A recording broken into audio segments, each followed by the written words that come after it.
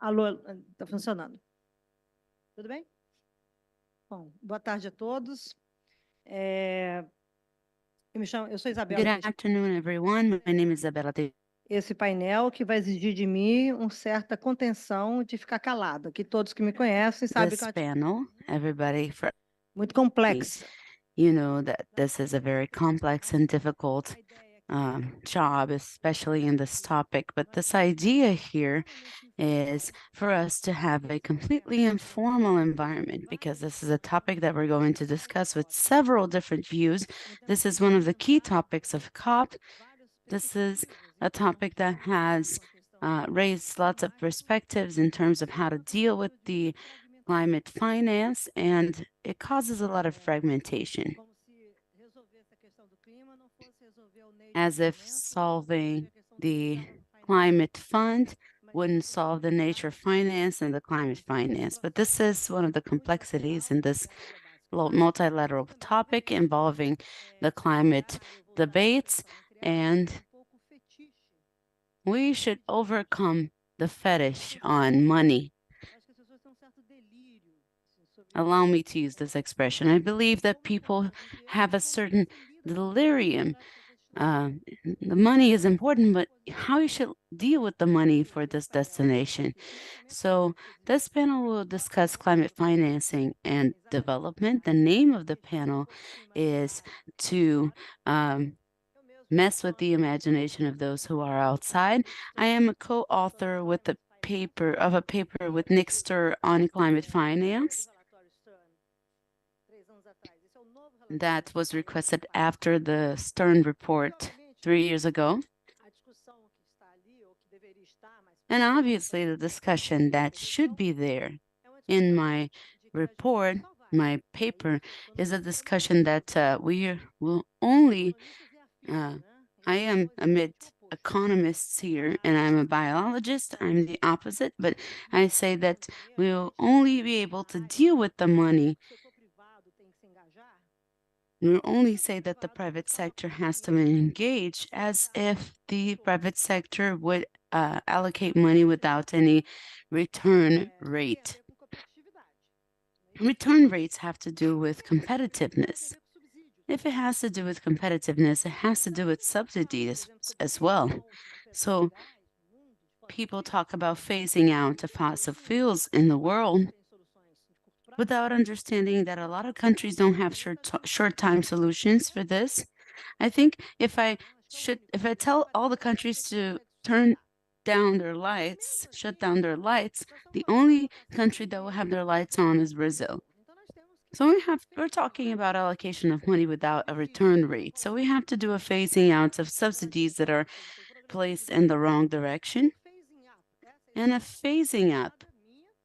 That is an expression coined by me of the correct incentives for you to have the return rate. So the green products of bioeconomy, from bioeconomy to the production of food, they have to be remunerated.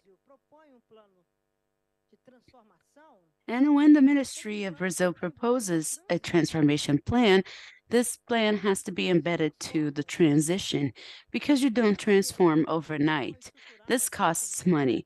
So, or when you propose to structure a green economy, the fundamentals of a green economy cannot dispute the fundamentals of agriculture, since part of the agriculture products that we are dealing with today are food. I'm looking at my friend Jorge Viana here, who is the promoter of this. He is a jumping carbon. He says that Apex has to promote products from Brazil.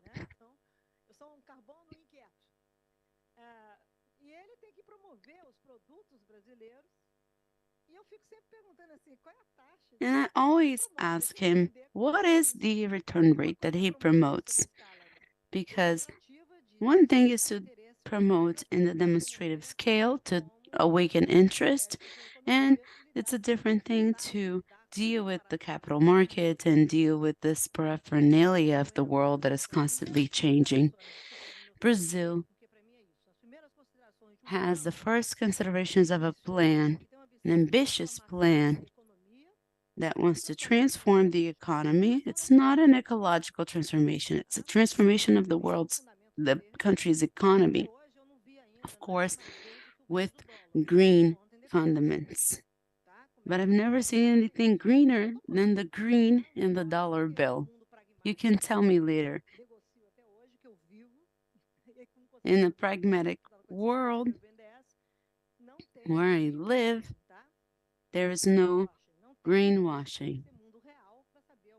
There's no wishing. There is greenwashing. This is a little bit of the conversation that we're going to promote to understand.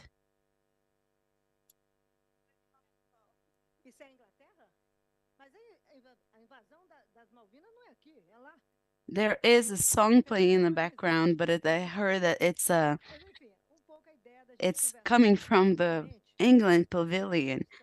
But anyway, the idea is to talk informally about climate finance, involving different profiles of the people who are here in this panel. So I would like to introduce you.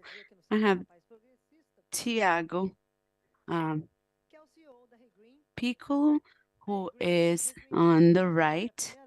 He's the CEO of Regreen. Regreen is the first initiative of restoration, and he's going to talk about what are the conditions to be a company in this field and to attract the field that they are attracting. It is not philanthropy donation, it is business, and how this translates into the requirements Em relação a isso, dentro de uma lógica de métricas de return rate for the sector. With metrics, accountability, which is completely different than treating it in a small scale. On my right-hand side, we have Natalia Diaz, my Director of Capital and Finance of BNDES. She's a banker, my neighbor, and it has been completely pleasant as a counselor of the bank, discussing with her these paths of the new carbon economy with her. Capturing money in the bank seems a great challenge because we have to treat things that the bank didn't treat in the past as guarantee. A standing forest is not a guarantee for the bank. So how do I want to transform something whose asset is not a guarantee for the bank? So you can see the challenges of changing the mindset and the safeguards that you need to have. BNDES treats the public money so that you can have this transformation. Here on my left-hand side, you have a young woman, Karina Vitral,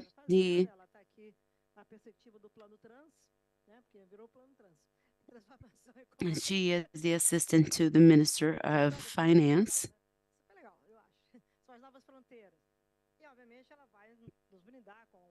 And she's going to talk to us about the ambition of the plan that allows initial considerations and what economic instruments the plan absorbs to deal with the transformation of economy and to finance what needs to be financed as green.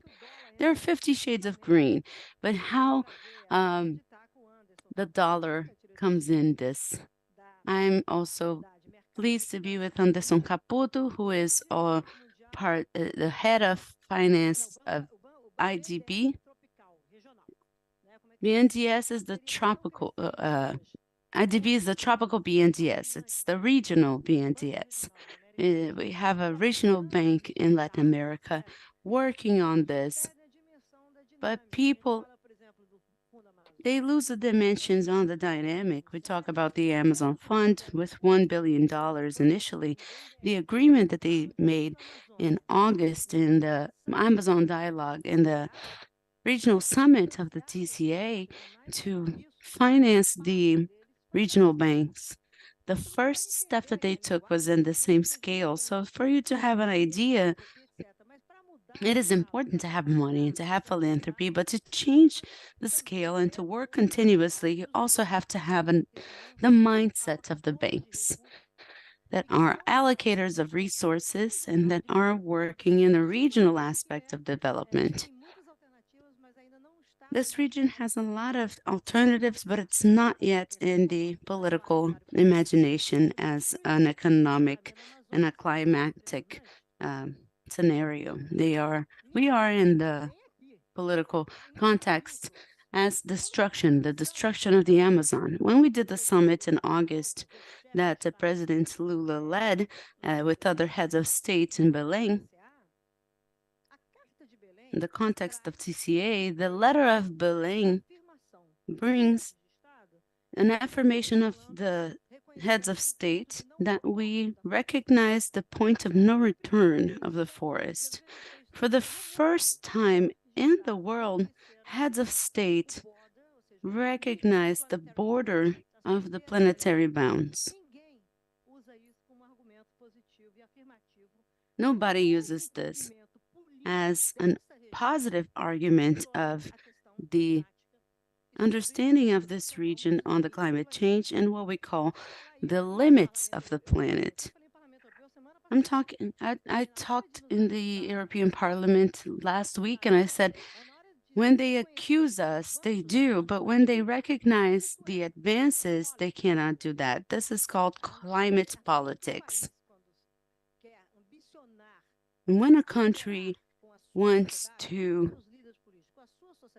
lead with its society, the country needs to understand the complexity of its transformation. With this opening, you can imagine what am I going to ask here? Everybody's nervous. Everybody asked me what I was going to ask. But just to start, very in a laid-back manner, the idea is to have the next 15 minutes conversation. I ask you 5 minutes to do an initial introduction according to what I said. And after that, we're going to have a talk with you.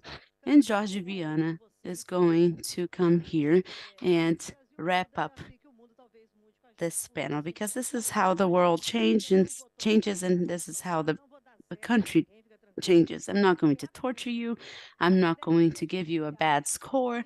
But the idea here is to create a more laid-back environment in this paraphernalia that we have in climate finance. I asked 10 strategic reports to organize the T20 and the G20 and how you want to be involved in the debate. There is no climate guessing, environmental guessing. We have to take time. There's no Leonardo DiCaprio strategy. The discussions are in the millions, trillions, billions. If you have solutions, you can change things. If you don't have solutions, you can couple with those who have solutions. And the country has to change the way that they see the problems to provide solutions. And I think it goes through a new financial mindset in the world, and Brazil has good assets. The challenges apex to carry out COP30 with a low carbon caipirinha, because it is the brand of the country. I think we should start understanding how these products of everyone's imagination can affirm a change in the reality and in the business, and a change in the relationship between the consumer and those who produce. So talking about phasing out is not only talking about those who produce, it's talking about when I stop purchasing. So if you want to talk about this, ask the developed countries when they stop purchasing oil. So then we can talk about phasing out in this country. Who wants to go first? Since Tiago is green, give us an overview. How do you see climate finance, the challenge of the private sector? And then I move on to IDB, because it's nicer to wrap up with the women.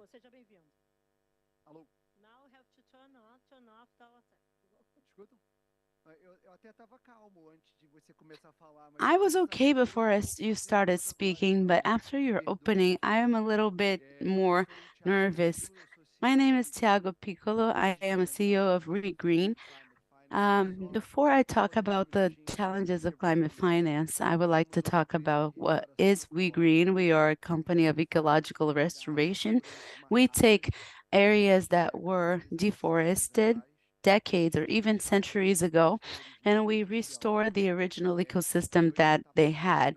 We are present in the rainforest and in the Amazon, and we are moving towards the other biomes in Brazil as well. There are things that are very remarkable in We Green. We were founded by scientists. Here in Brazil, we have a very strong academic power and the understanding of the tropical forests. And all of the foundation of We Green is on top of the work of many scientists for many, many years, either in the understanding on how to restore, what that is going to generate, how we maximize and optimize the different benefits generated by restoration, either in the fields with the techniques of restoration, how we make the forest return, respecting the characteristics of each one of the biomes. And the second characteristic that I think is very remarkable, as Isabella said in the beginning, is that we declare ourselves a for-profit company without jeopardizing quality, but we want to prove that we have the economic and financial part for restoration. That is very important for us to be able to reach the scale that we want. There's nothing more powerful to generate scale than capitalism, attracting capital and generating scale. The company is proud of it, and I think it is important to prove that this is a high return activity that people can invest in. I would like to speak very briefly about what we did in the first 2 years. The company is turning 2 now. We have today 26,000 hectares that we bought. These are pasture areas, millions of hectares of pasture areas that are not very productive. We have approximately 5,000 hectares in the Atlantic rainforest in the south of Bahia, and about 20 to 21,000 hectares in the Amazon, the north of Pará, and close to the border with Maranhão. Throughout these 2 years, I think we have done a lot. We have about 2,000 hectares that we planted. Recently, we overcame the target of 1 million seedlings planted. We listened to the communities around. We advanced in the social design, monitoring. I think the company today has a lot to tell, and we have learned a lot about what is the difference between a business plan for and the implementation. But we know that we are in the beginning. It's kilometer 1 or 2 of a big and long marathon. Talking about climate finance and the challenges, and mentioning the report that Isabella and other co-authors launched recently in the Nature Finance report, nature has this fate of being assessed but uninvested. I would like to talk about the sources of capital that we're searching for today, and what are the factors that need to be present for our company to be attractive for the capital investors. We were able to capture $79 million from a Brazilian investor group, long-term investors, investors that don't want to generate only financial return. They openly want to do this with a purpose, with impact, with high quality. I think in the minds of these investors, there are two main factors that base the idea that this is going to have a return. The first one is the path for scalability. If it is a small business, everybody's going to be proud of being associated to it. But if it is large, it doesn't make sense to invest in it. So we have a team inside that can do it. We have a team in the surroundings. And the second point is to have a path to gain efficiency. So Restoration is not a very cheap activity nowadays, but you cannot believe that the way that we restore it nowadays is the same one from 10 or 50 years from now, because there are investments in technology, mechanization, drones, and we are searching for these investments to make this activity more profitable and more efficient and capable of being applied in other places. So this is the perspective of the equity, long-term view, scaling capacity, and gaining efficiency. I would also like to talk about two other pools of investors. An important pool that we interact a lot is the pool of the buyers. These are large companies, multinationals, concerned with their reputation, that took voluntary commitments of carbon. They work to reduce their emissions, and they have to buy credit to mitigate the residual part that they cannot reduce. I see that in their minds, the main concern regarding our product is predictability. This person is going to sign a 30, 40, or 50-year contract. They're going to purchase a carbon flow and anticipate some part of the capital. Will this credit exist? Will this credit be able to be exported? So how is the mechanism of corresponding adjustments? Of course, the buyer that is in the market today, they understand that there's certainty. They know that all these mechanisms are designed.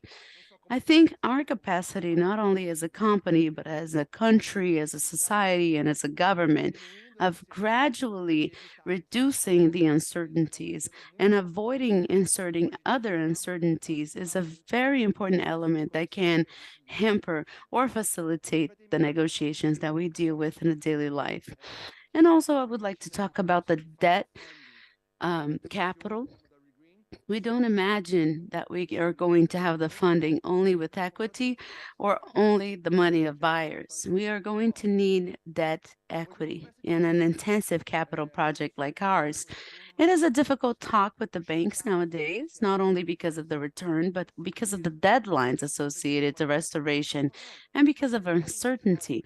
I had a conversation with the bank and they asked, do you have a history of when this forest is going to grow? Or the price is guaranteed? I think our capacity throughout time to show the track record of growth of the areas restored, the generation of carbon credit, and our capacity of evolving to a regulated market where the price and demand are smaller, and even have offtake contracts established where this business, this uncertainty of the business leaves the table. This is going to be important. And where we see a lot more space today is in the capital of development banks like BNDES. I had an excellent talk with BNDES. They have been very open, very proactive. They understand this deadline need, they understand this return. And I think one of the biggest challenges today is the guarantee. An incipient activity like ours that has as the main assets a forest cannot offer a guarantee in the type that BNDES is used to. We are scratching our heads in the a contract of offtake, and we're thinking about how we bridge this gap in a scenario where we have an off-track that was going to be easier, that we be able to work with this another type of capital. You can see what is the reality of dealing with climate finance. Even with the development bank willing to change the reading, you can see how complex it is to transform the reality into solutions. It is not green wishing, as I like to say. Green doing is very difficult. And having this agreement with society is essential for an ecological transformation plan. We have to have a deal. People should know what is going on. The Congress has to have a deal to avoid setbacks and the regulatory issue to be robust, for the private sector to allocate the money. This is transparency. This is building credibility. It's not making arrangements for the company to be ready. There are many people in Brazil in the last few years that joked around with this. I'm going to use the expression joke around to be delicate. And this was portrayed in the BNDES recently. We had to open the result of a bidding with 300 institutions that went there trying to access the public money. They were all canceled because they couldn't be financed. So be careful. This is called credibility. He started his phrase saying that this is a company of scientists, and one of his colleagues took the master's degree with me. He is an exceptional scientist, and he was the man who designed the map for the conversion of the biological diversity of the restorable areas in the world. CDB uses the map that Brazil produced with several criteria. What is priority to restore with gains of biodiversity and associations related to climate change? And nobody in Brazil consumes this. The world consumes it. But Brazil prefers many times believing in studies in small scale that have the credibility of the system that the system can have. It is so serious that the CDB adopted in one resolution. And I believe and I hope that the equities come in colors, actually, in flying colors, so that Brazil can affirm that this is an option and not the political debate that we have in the Congress or outside the Congress on concepts, a complexity of regulatory arrangements that are not going to work. We need to reduce the uncertainty of sector that is already uncertain by default. And we add, because we have a mixture in Brasilia of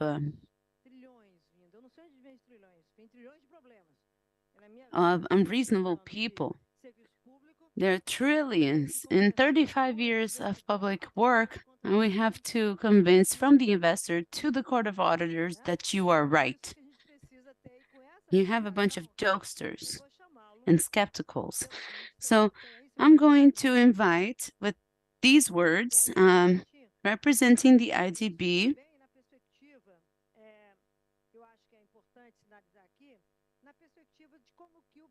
to analyze in the perspective of the IDB, and I'm going to give you some food for thought, because we brought here the project of the reforestation arc in the Amazon. Let's see how the banks do this and see this so that we can change this level indeed and have this as the mark of the Amazon. So I know that you have bioeconomy. I know you're working with Tatiana Shore. Maria Neto left and she's here. We are taken by IDB. This is a IDB invasion. There is a new climate advisor. We have to understand what is happening in this region. And I hope that COP30 in Brazil is the Latin America Cup. I really hope this is a very innovative political vision. The decision of Brazil to host the COP is by the GULA group. So we have the decision of making the process by inviting our neighboring countries and inviting this region to see the world in a different time. This is going to go through IDB, the World Bank, BNDES, but I'm only going to tell you next year about this. There are good news for COP30, and the government of Brazil can help the world to make a better COP and with positive results for the region. Welcome, and tell us about the IDB and the diversity that is dealing with the region, starting with the discussion of fiscal debt, which is a huge problem, and what it talks about. How to be in debt. How is the green debt in green economy? Let's discuss debt. Debt is a very interesting thing because without debts, we cannot work either.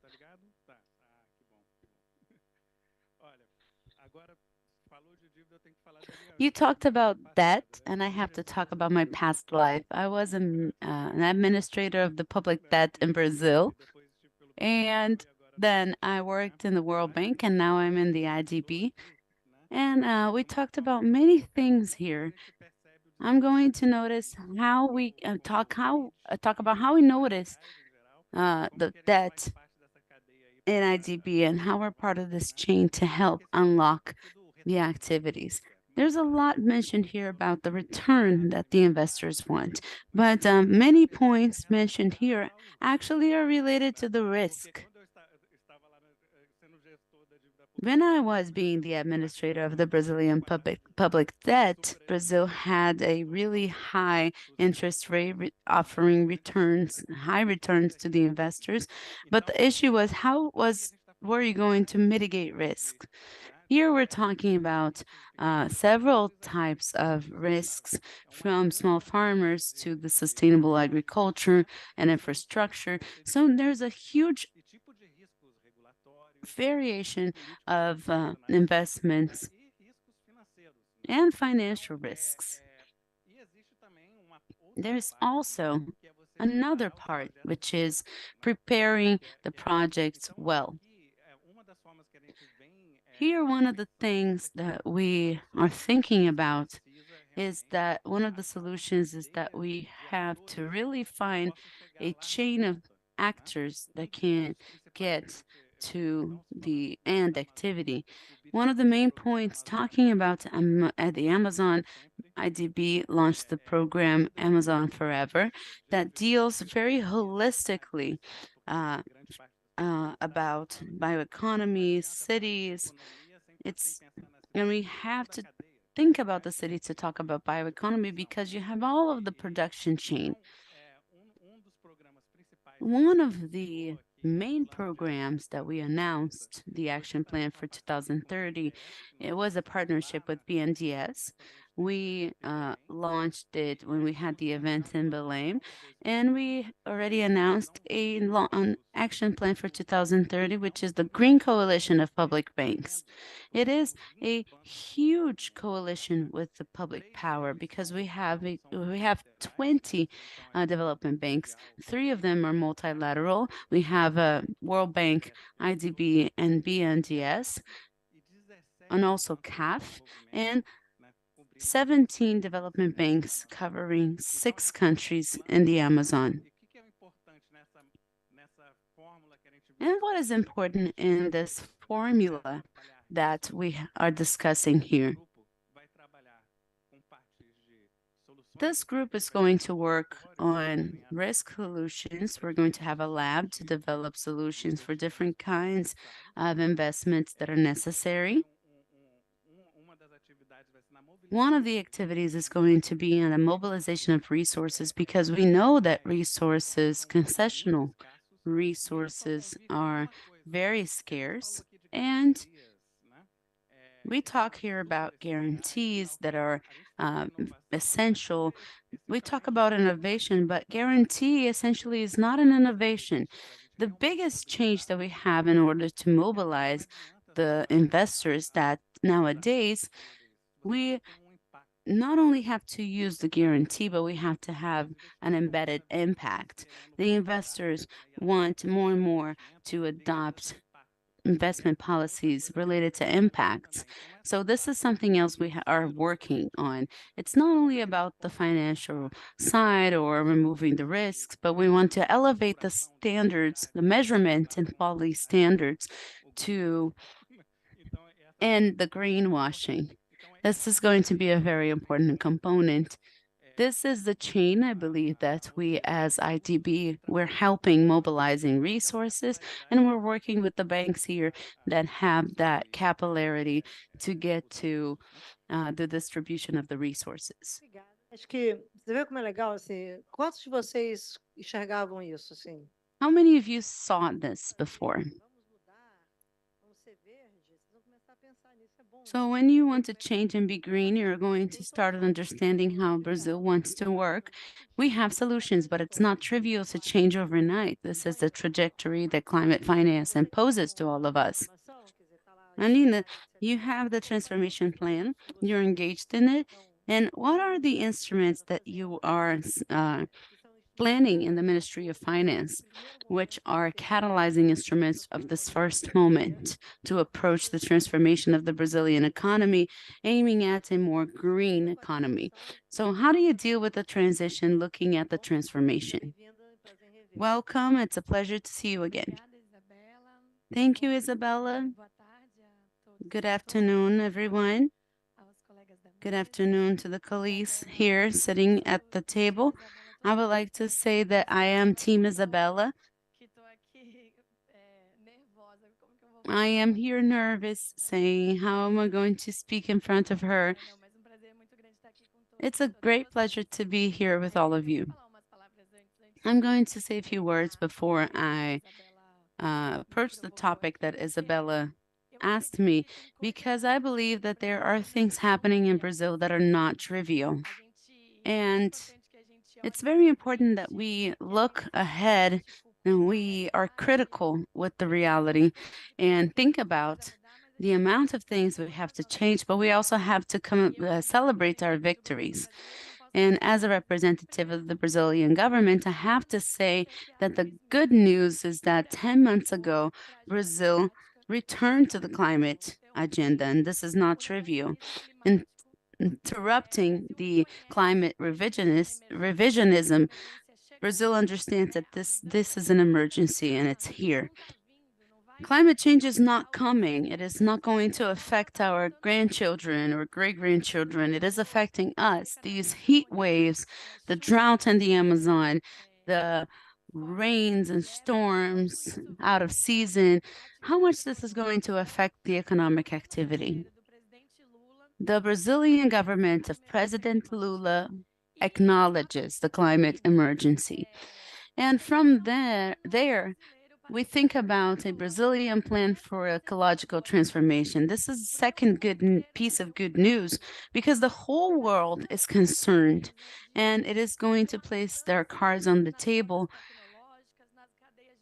facing a change in the technological routes and the global value chains, and Brazil has to have its own plan. It's very important that we have multilateral partnerships, and we're going to build partnerships with the main economies in the world, like the United States, Europe, China, but we have to have our own plan to defend our own interests, to defend the potential that Brazil has. Because Brazil, differently than other countries, still doesn't have an industry. Brazil cannot miss the opportunity of developing and fighting for their developmental paths. Yesterday, I was here presenting the Ecologic Transformation Plan, and a Brazilian researcher that studies in Europe asked, why are you talking about development if Europe is talking about degrowth? Because we have no choice.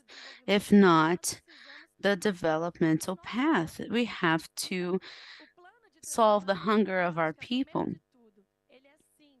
So the ecological transformation plan is a plan to reduce the environmental carbon footprint. It's a decarbonization plan, but it's also a development plan for the Brazilian economy. It's a plan of neo-industrialization. It's a plan that predicts, on one hand, the way that Brazil emits gases, which is differently than other countries. All over the world, the biggest source of emission is the energy, and in Brazil, it's the use of the land. So a decarbonization plan for Brazil has to be different. It has to be Brazilian because our challenges are different and our potentials are different as well. So the transformation plan is especially about how we take the abundant, cheap energy that Brazil already produces and can still produce with new technologies to attract investments to Brazil. Because Minister Fernando Haddad spoke all over the world, and he's very brave in saying that we don't want to be exporters of sun with the solar plates manufactured in China, exporters of wind with wind turbines manufactured in Germany. We want these technological products of this new technology and green innovation to be manufactured in Brazil. We want the patents to be manufactured in Brazil. So the transformation, the ecological transformation plan has to tackle a few bottlenecks. The first one is the productivity of the national income. Productivity and national income. So we have a level of investment, public and private investment, which is above what we had until today. We have to tackle the innovation issue because those technologies that are available demand the funding of a higher risk. The risk is in itself. So what we are working on is building a favorable business environment so that we can have this private and public investments. I'm going to briefly mention a few initiatives because I'm going to mention it very briefly because my time is almost over. We are regulating the carbon market, building the Brazilian sustainable taxonomy, working on regulations of CVM, Previc, SUSEP, and dialoguing with Bacen to improve those regulations of the financial market. We have to think about the state capacity. So what Isabella said is paramount. How we can review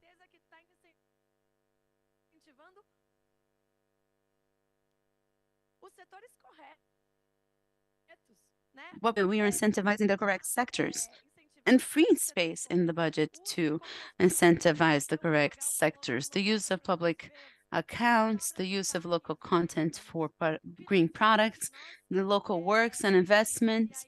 And I'm going to let Natalia talk about this. We have invested in the climate funds. The climate fund resources come from the bonds of the Treasury that are going to allocate 10 million in the climate fund operated by BNDES with local content to incentivize the national industry. And we are working on the international funds to free resources to what Isabella just mentioned. It's very important that we mobilize the whole society towards this transformation. We only call it transformation because we want a deep transformation in the Brazilian economy. Thank you. Thank you, Karina, for your considerations. Of course, now I have to be carbon efficient with the time. So Natalia, moving straight to you, show where we have to go and how BNDES is dealing with this. Don't talk about what the government is doing. Talk about where Brazil needs to get to, which is the biggest challenge that unites us here. Good afternoon, everyone. I think I have a triple challenge. Speaking after lunch, bringing a few figures to you because we cannot talk about climate finance without quantifying and dimensioning it, and speaking after so many important colleagues. The first number I would like to bring you is we have to raise per year for the transition $4.3 trillion. And this figure only grows between 2030 and 2050. This is going to be between $8 and $9 trillion a year. Good news is that for the first time in history, climate change reached 1.3.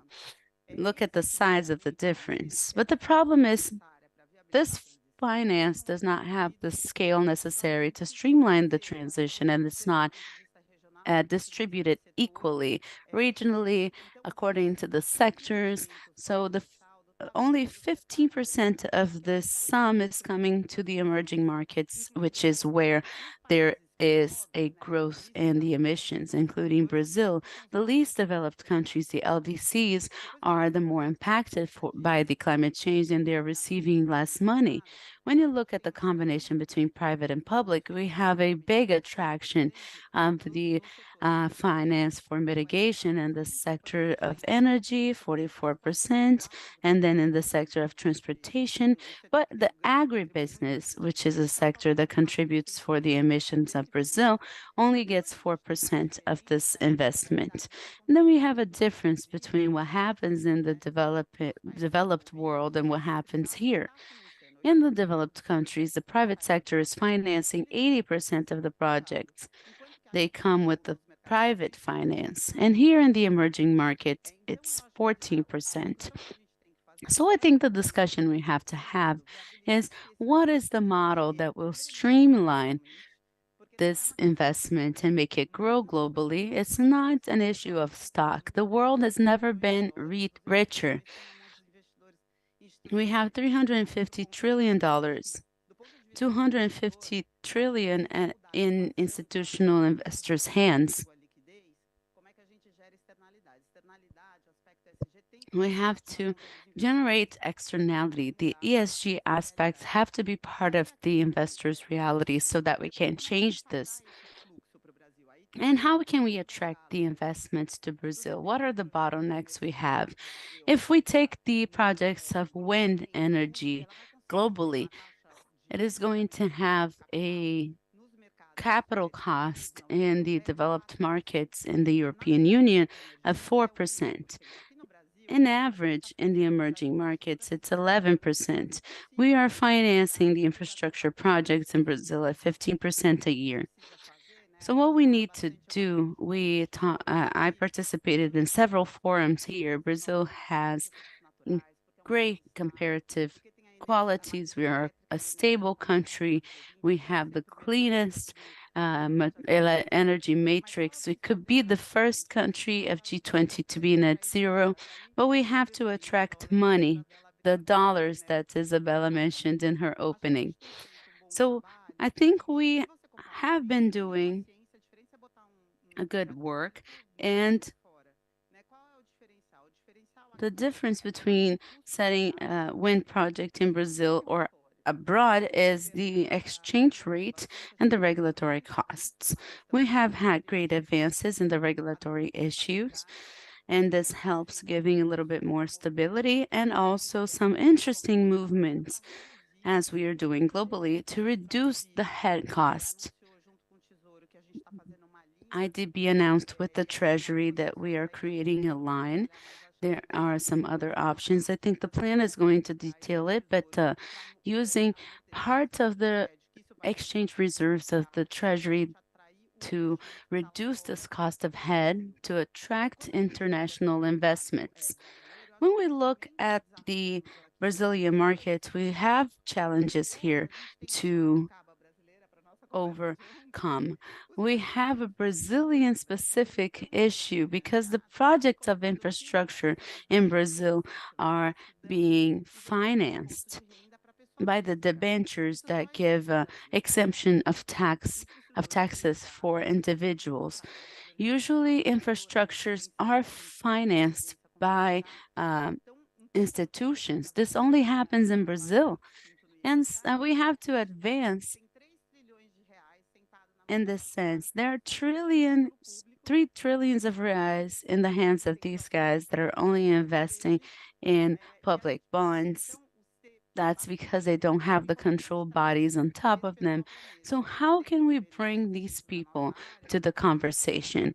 We in BNDES, what we have tried to do is to structure a debenture fund with those debentures that are already in the balance sheet that already have been through the completion risk when the project is not that mature yet. And we take this risk, and for the mature projects, we want to put them in a fund and bring these people to the table. This is one of the initiatives. There is a more comprehensive discussion, which is we have to defend the role of the public bank as a funding agent. When we talk about adaptation, globally adaptation is being financed by the public sector. This is another discussion completely. BNDES usually is criticized. We have joined all of the sanitation projects covering the long tranches of debentures. And when we look at the composition of debentures here in Brazil, 70% is to finance working capital and not projects. And BNDES only invests in the infrastructure debentures. We have to defend the role of the public bank. And if we want to have this new industrialization attracting productive investments here in Brazil, I think there's a double benefit for Brazil and the world. Firstly, because the world is going to produce goods and services that are cleaner using our matrix, and we're going to help the world fulfilling their metrics established in the NDCs. And we're going to help Brazil create development in an emerging economy. It's a win-win. We have to have this equation very clear to sell it to the world. Brazil has this potential. And for the last point, we are not alone. Before we were competing for these global resources among ourselves as rivals, and now we have to compete with the European Union, the United States, and here when we talk about subsidies, the only credit that is subsidized by BNDES nowadays is the Safra plan.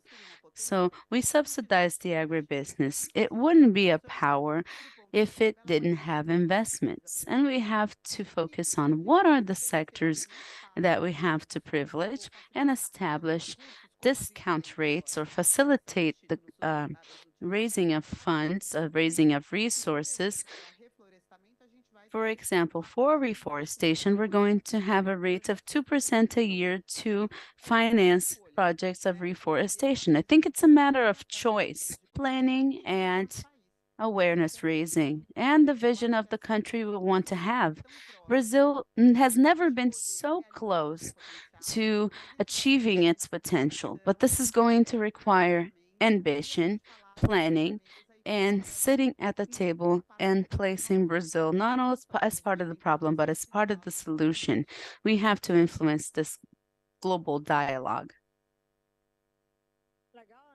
Esse é o novo BNDES, tá vendo? Nice, right? This is BNDES. I am very proud of being the chairperson of the Climate Council at BNDES. And there's another movement happening over there, very interesting movement. We are kind of in the limit of the time. We have the right to 2 questions. We have 13 minutes. There are 2 women in the room. I'm going to be generous with your female side, Vigilio. I'm going to let the 2 women ask, and then you can ask. We're going to have 3 questions at a time. When it ends, I'm going to invite Jorge Viana because she's controlling the time and she is like a TV director with the time. Good afternoon. I'm going to be very brief. My name is Juliana Cortez, researcher of UNESP.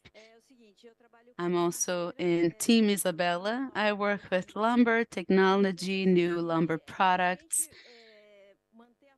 And I see that to keep the standing forest, we have to economically potentialize this forest, not only selling wood, but we have to have products aggregating value. And we work with the community. We have to work with the communities who live there and all the other communities that are in vulnerability. Something that we are implementing now is an industry of wooden houses in a rural settlement that is being funded by the Ministry of Science and Technology.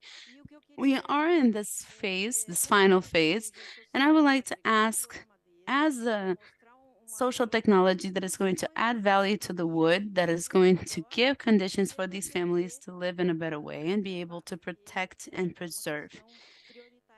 This is a priority issue for these families. I would like to know about financing for the communities, because our production focus are communities and traditional peoples. And I would like to know about financing for sustainable constructions that use lumber and bamboo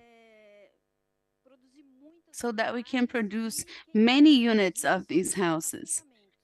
And those who are going to build the houses are the settlements themselves. So I would like to know about financing in this line. It's very difficult to find this kind of financing. Bom dia, boa tarde. Primeiramente, eu gostaria Good de afternoon. First of all, I would like to congratulate everyone for your speeches. I really like your speech about the time of growth of the plants. This seems very little, but it's paramount inside the project. They ask how long it takes for the forest to grow. And according to the climate change, it can grow in 1 year or 5 or 6.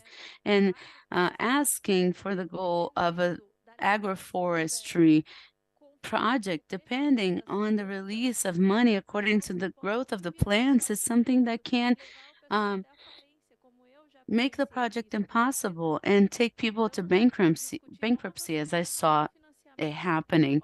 So we can have to discuss new forms of finance. Of course, it needs productivity, but it's wrong to ask for guarantees according to the time that it will take for the plants to grow. I love BNDES. I love your speech on financing.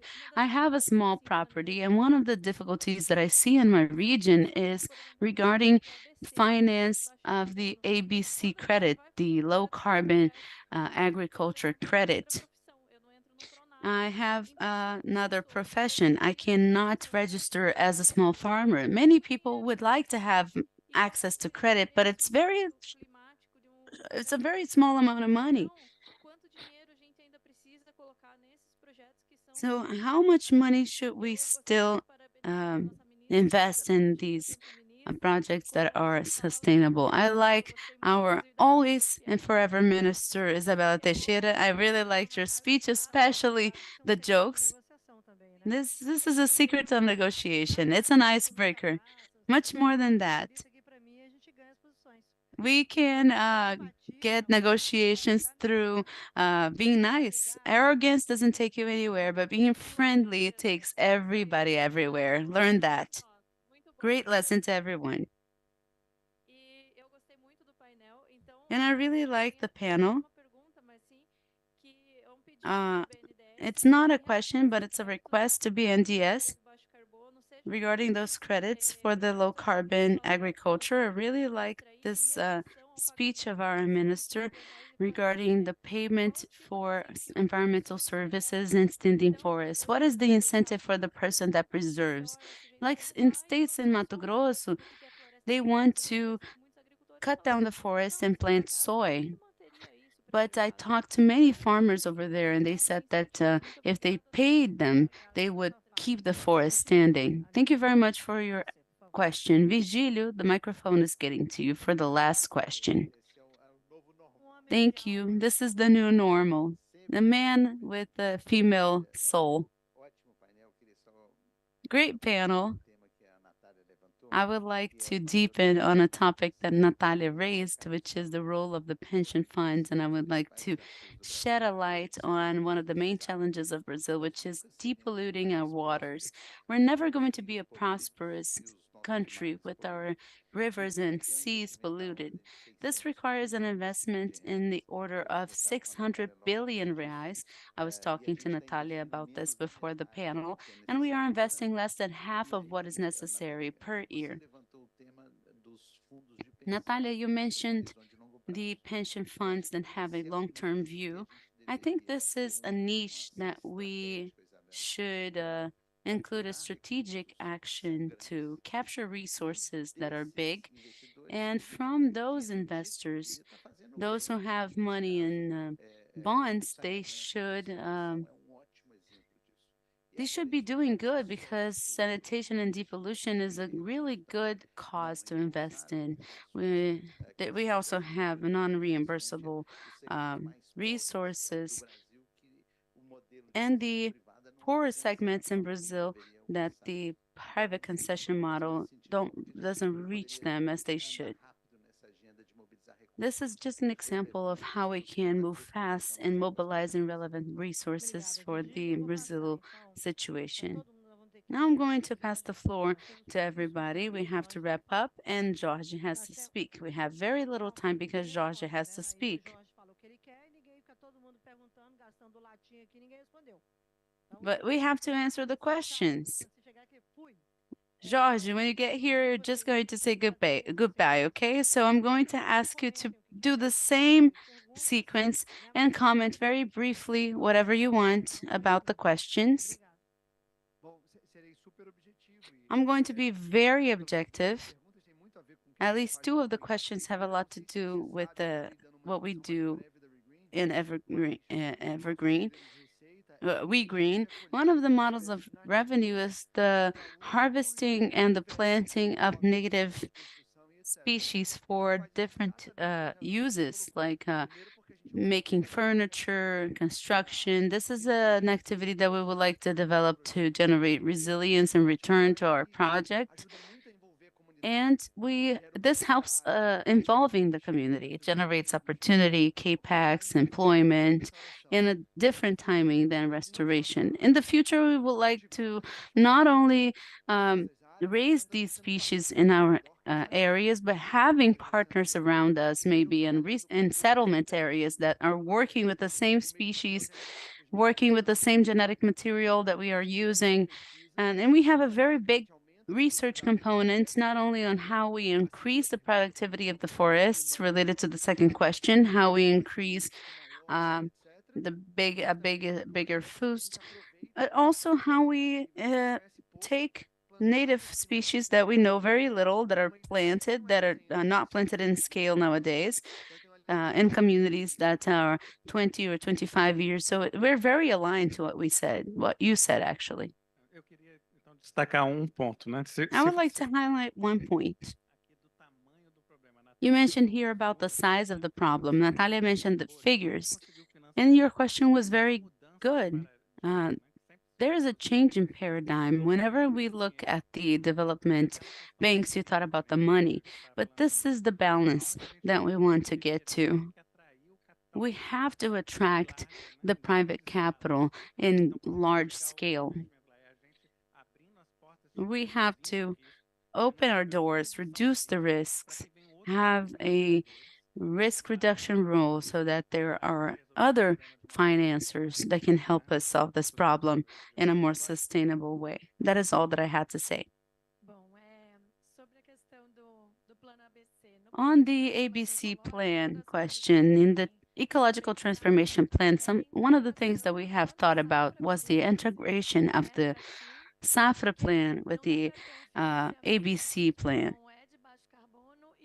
We cannot have a non-low carbon plan and a low carbon plan. The idea is to have this integration so that increasingly sustainable practices are a criteria for the Safra plan, which is the one with more resource.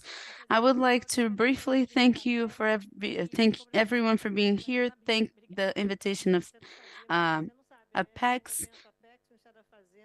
You don't know, but there is an event, Apex, Ministry of Finance, BNDES, and IDB is here as a crasher, actually. He's crashing the event.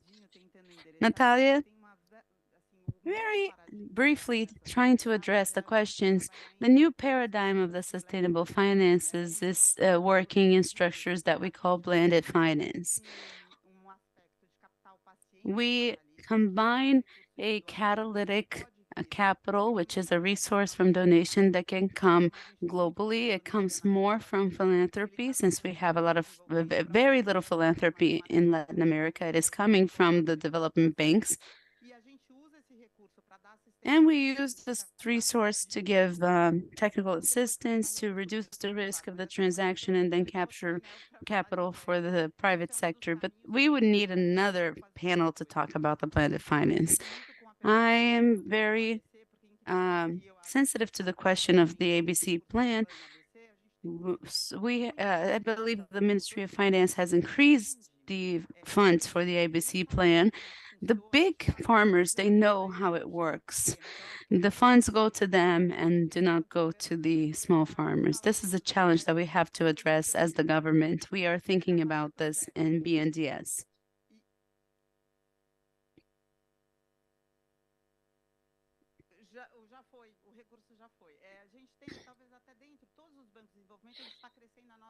all of the development banks are growing their areas of project structuring, but we do not do the same with the financing. I will see if what we can do about this. And also for bioeconomy, this is something we will take away. And regarding the question of Virgilio, this is a little bit more complex. We have what we call mercado, se ele comprar uma debênture, ele faz, então tem menos what we incentivo. call the regulatory arbitration. We have the interest rate. And we have the control bodies that that penalize BNDES.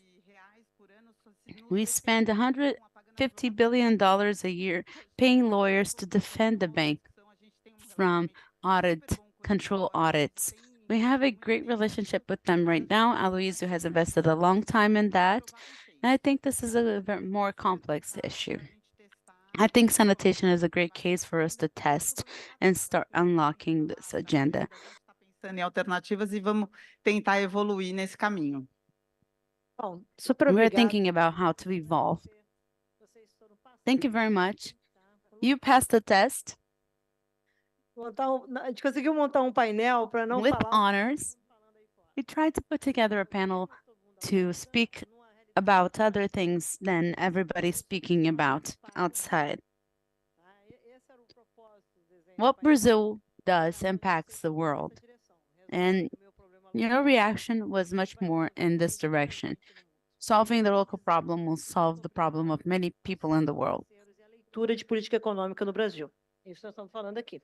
Entidades financeiras, setor privado e quem formula. It's an exchange between financial entities and the private sector. So Então, acho que foi super legal. Acho que a gente poderia ficar muito tempo aqui conversando, mas daqui a pouco veio it outra. was very nice. I could be here E eu quero. for a long time. É três? Eu tô. Que bom. Não, eu tenho negócio de Harvard, eu vou ter que ir e voltar. I'm gonna have another panel at 3, and I would like to invite my friend Jorge Viana. He took notes. He was there watching to do the wrap up of this panel. And as a moderator, I would like to thank all of you for having attended and for having attended in a very nice way. I believe you were at least restless about a few things that were said here. Brazil has to be together to solve the problems. These are issues of the Brazilian society, a society that has to prepare to help the world change. The society has to be there, and we have to help the world change.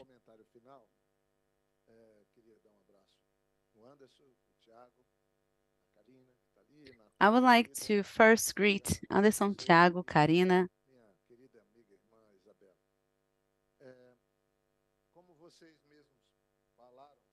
As you said yourselves, this is a central issue. I particularly think that this is a central issue. I think that in a conference of this size, only here, Isabella, we had 80 meetings like this. Over 200 meetings in the rooms that we have upstairs. Over 2,000 people came in this pavilion.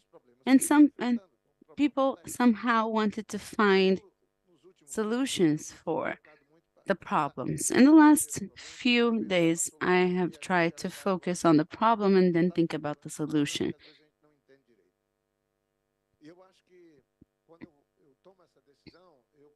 When I make this decision, I start moving backwards.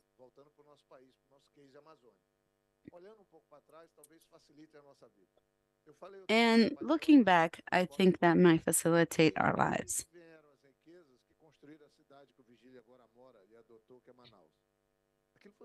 So I was wondering where the companies came from in Manaus, in the Amazon.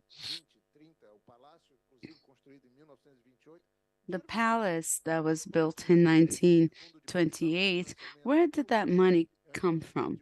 Was it the money from pension funds? But that was the money from 2 trees, actually. Actually, the money from 1 tree, Eva brasiliense, the rubber tree. At the time, the Amazon in Brazil depended on the forest. So I simplify all of this. People who treated financial issues, they say that the model that we have today is completely not sustainable. The model was financed by the Brazilian state. The financial apparatus financed everything. The whole apparatus that we had since the 1970s financed this model. And the other model was not financed by the state, and there was a great result. I'm talking about all of the wealth being generated by the forest over there. So I think we should depend on the forest again. There should be a strategy, and it has to be financed. 20-something years ago, I went to Finland. Sometimes it's only day, sometimes it's only night. There are 80,000 islands that are frozen. And I went there to see how they cut a tree and how they replanted it. So think about financing a model here.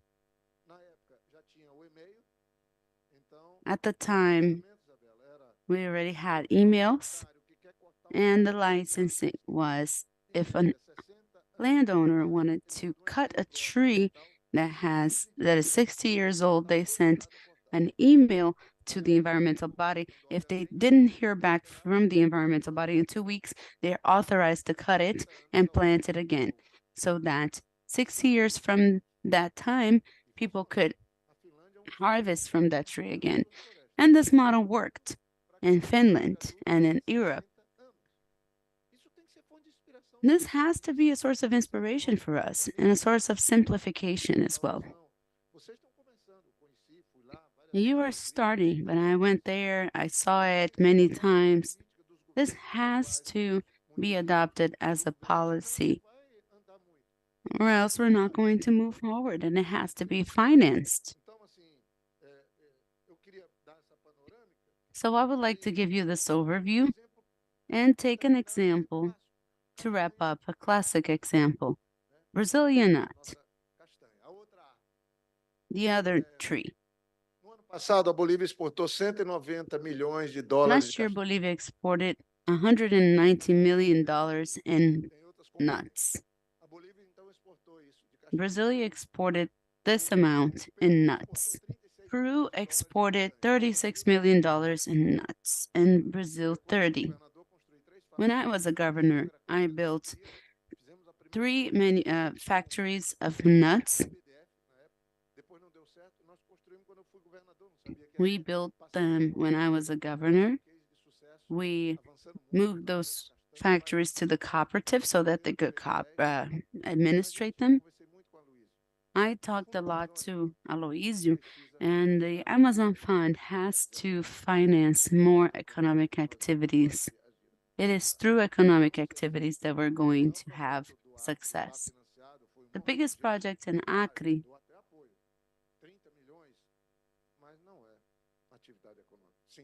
is not economic activities. I think it is going to be complicated. I'm talking about Brazilian nuts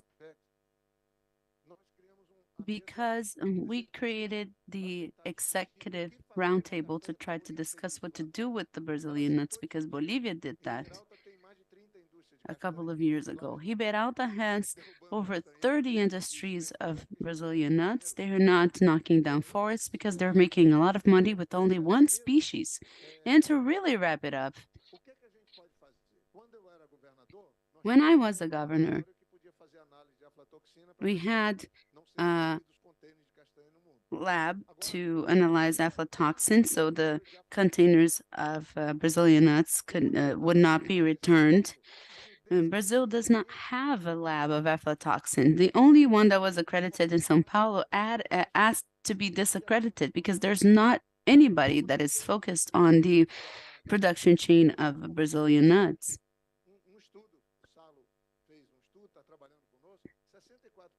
We had a study saying that 64 products moved in the world, $670 billion, and Brazil participates with less than 300 billion. And the calculation is easy. Brazil participates in the international market and 1.3% of the international trade. In terms of forest compatible products, is 0.2% in the biggest forest in the country, the biggest forest in the planet, actually. So the problem belongs to the financial system, the private initiative, and this is where we have the trick. By doing things this way, if we raise the products, survey the products compatible to the Brazilian forest, and we place them in the same level that Brazil has in the international trade, do you know how much financial movement we will have in the Amazon? $2.3 billion. That's what we in Apex are focused on, to see if we can work on these chains. We are having these executive roundtables of negotiation. I went to Peru to talk to the Ministry of Economy that created this. It's a system to try to place the product in the market. So, seeing how it works to implement a new lab of aflatoxin so that we cannot lose market, there are good things going in the government of President Lula. The revision of the manuals is paramount. I talked to President Lula about this in a flight from here to Berlin. If I'm a small planter of coffee and I chase after credits from the Agriculture of Low Carbon Fund, there is no way to get money to do this. In Bank of Brazil, Bank of the Amazon,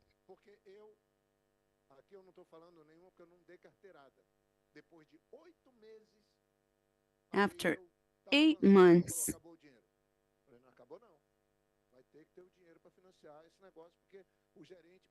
I was able to get this credit. So it's a big fairy tale. We have to change things around. Mas, doutor, se o senhor quiser financiar pastinho para melhorar seu pasto, my manager at my bank said, if you want to have pasture for your cattle, we have the money for you tomorrow. But I said to her, I just want to recover 6 hectares of degraded area. And for the first time after 9 years, ABC started financing my case. But the chances are 0 for a small farmer in the Amazon to finance acai, cocoa, any problem related to the forest if we don't change the regulation. I believe in Aloysio. I believe in the work of Natalia. They're going to change the manual so we can do this. This year, the Safra plan is very similar to last year. And since it's very similar to last year, it means that it's not good. It has to finance the farmers. It has to finance the agricultural worker, but it is very serious. It is not good. And one last thing, we have to learn. We have to deal with the increase in the insurance. We are starting a loss and damage fund, so we have to give at least 2 billion, and there's nobody that can handle loss and damage. Thank you very much, Jorge.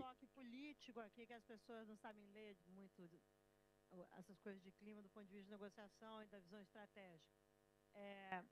O fato da gente ter criado fundo, que perdas e danos está dentro do regime climático.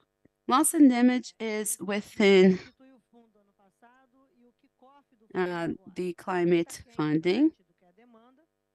Mas politicamente tem que reconhecer que a So presidência it's far below what we need in terms of demand, but we have to recognize that the presidency on day one has sent a clear message by having it approved. So it's millions, maybe it will reach 1 billion. This is a process, but what is important in terms of strategy is that it's now being debated with this emergency because, of course, we have climate litigation going up. Como é que é a dinâmica das questões internacionais, como é que isso acontece? Ao ganhar expressão e papel político, When it gains a given presence, an expression, a political role, what we're doing is giving visibility to climate litigation. Political visibility. Why is that? Because you are formally recognizing the relationship there is between emission, impact, and damage. In 2005, or rather in 2025, Brazil will lead the new climate mission we will have. So we have to get very well organized internally, and the COP presidency is going to have to work very hard based on what Brazil is going to suggest. And I suggest all of you to buy Havaianas, to be very humble, because we will have to get to COP25 and be even more ambitious in an environment where climate litigation is going to be more and more present. We see what's happening with so many companies, Shell amongst others.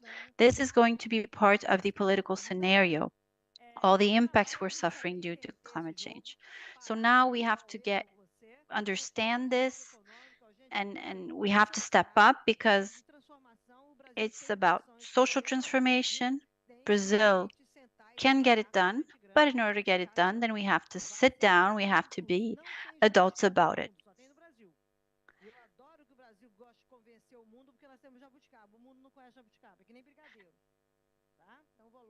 Brazil loves to talk about the wonderful things it has. For example, we say that Brazil is like a jabuticaba, but this is a fruit that no one has heard of. It only exists in Brazil. So sometimes it's like this for our projects as well. We have these amazing examples, but no one hears of them and no one knows what they are like. So thank you very much.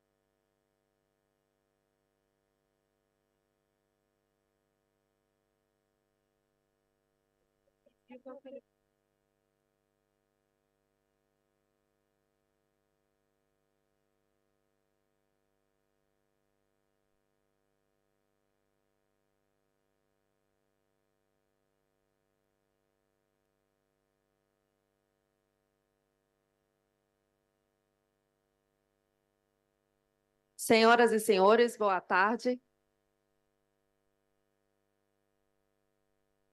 Libere o espaço, o próximo painel vai começar em 5 minutos.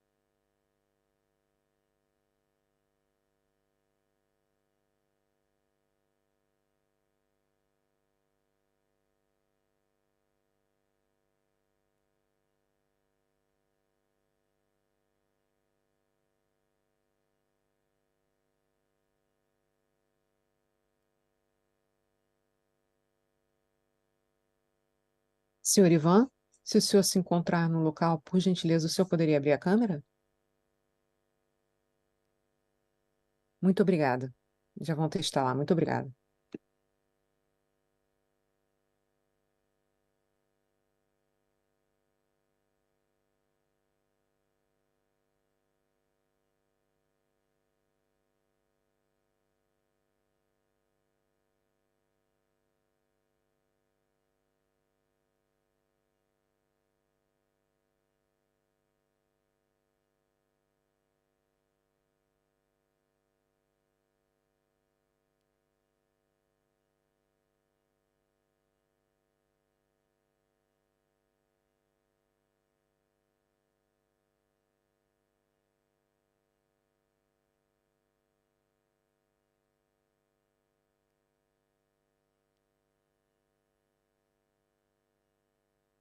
Senhor Ivan, o senhor se importa de abrir o áudio só para checar se está ok?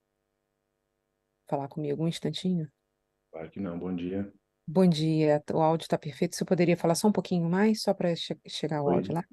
oi, Ivan Oliveira, Ministério da Fazenda. Alô? Ivan, Oi, muito obrigada. Muito obrigada. de nada.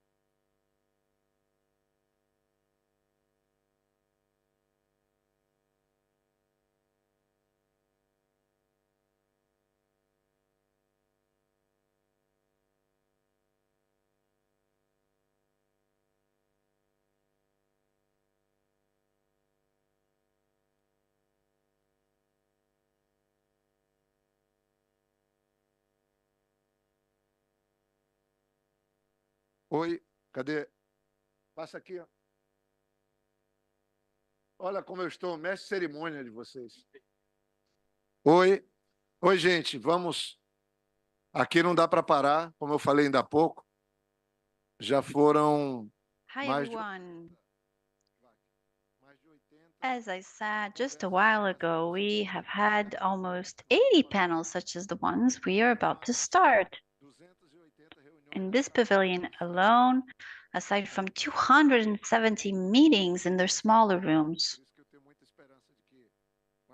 And all this good energy really moves me. It gives me great hope for Brazil to be able to contribute to such a difficult and challenging topic.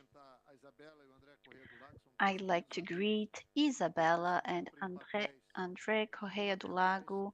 They're very dear friends. Today, André is working in the ministry.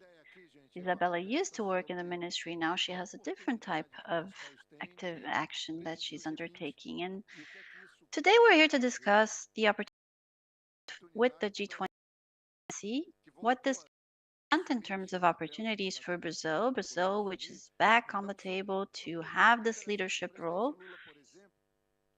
President Lula, for instance, has mentioned 3 areas, not excluding any others, but in his view, in the G20 presidency, he wants to work on the idea of social inclusion and fighting hunger all over the world. And I think you cannot talk about climate change or anything else if people have basic needs, if they're hungry, if there is food insecurity. I went with President Lula to Saudi Arabia, Qatar. Do you know what the central topic is in these 2 countries? Food security. If there's if there's a war somewhere and a conflict elsewhere, then we're not able to buy anything from anywhere. Borders closed, and they want to make deals with Brazil to be able to purchase food. This is the case for those who have money or are able to purchase food from abroad. But what about those who don't even have access to that, have no money? So this is one topic that is dear to President Lula. The second is energy transition.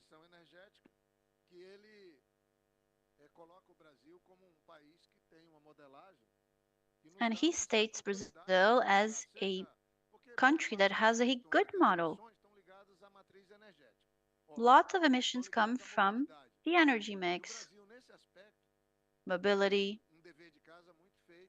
And in that sense, Brazil is well ahead. And we could advance with this during the G20 presidency. And the third point is being able to reform international governance organizations.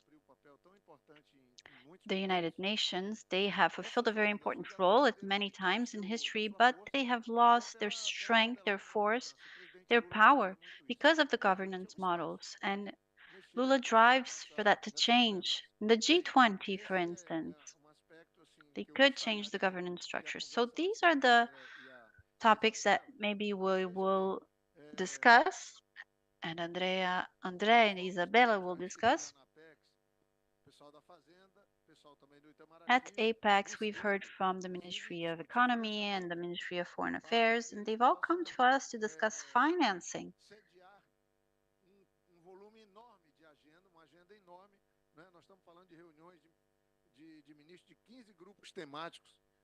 We're talking about the G20, so 15 thematic groups, high-level discussions, 22 meetings that will happen next year, about 300 to 400 people per meeting. We also have 15 working groups, 2 task force, and there's an interesting map showing we'll have G20 meetings in 17 Brazilian states. Can you imagine this kind of schedule and organization? 17 Brazilian states are going to host some kind of meeting or forum.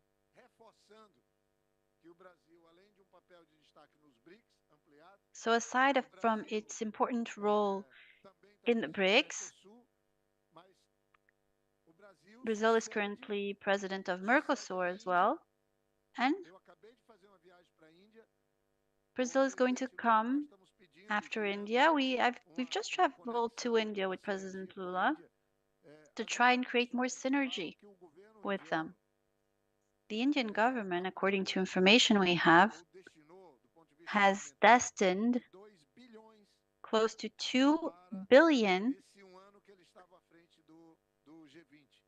to organize the G20 and everything that they had to do in planting for the G20. Though this is what they spent during the presidency. Brazil has wonderful opportunity ahead. So let's take advantage of the incredible experience of the people who are sitting here. Isabella and André are going to discuss the topic, and I'm sure we will come out of it knowing a lot more about what Brazil should do with the G20 presidency. Thank you very much. Eu vou falar do Rodrigo, ele está ali, coitado, tímido, dando na tela, dando adeuzinho para a gente. Dá adeuzinho, Rodrigo. Está nos ouvindo? So we have someone who is watching us from Ouço vocês bem. Só está lá. Está ouvindo a gente, Ivan Rodrigo? Oliveira, do Ministério da Fazenda. Actually, my name is Ivan Oliveira from Tá, the você que é bom dia aí no Brasil. Ministry Vamos lá of para esse novo painel Finance. G20. Good morning, you're with us from Brazil then. Eu Good tenho morning to eu you. vou Well, ignorar, acho eu sempre ignoro o I have a texto. script, but I think I'm going to ignore it, as I usually do. It's so nice being a former minister. You don't have to do anything that they ask you, and because he's a diplomat, he will probably have a hard time with this. My dear friend, André Corrêa do Lago, welcome. Welcome Ivan Oliveira as well, who works within the Ministry of Finance with Tatiana Luzido, friend of mine. I'm going to try and give an informal context here, or make it informal. I'm supposed to facilitate, maybe I will just complicate things, but yeah, we will have a first panel and then a second panel.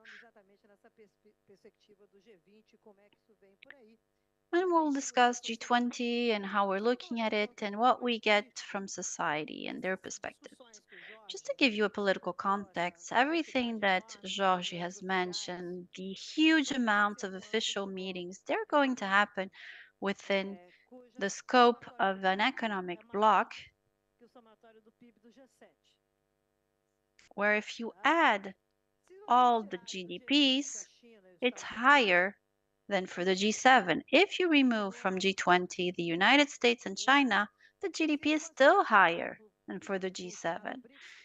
If you look at the BRICS Plus, we still have higher GDP put together. So the first thing I want you to understand, and we will have many of these discussions throughout next year, is that we're looking at a block of countries, many different world economies, that has been signaling that there is the need to include more countries that are now more powerful, and of course Brazil has a role to play there.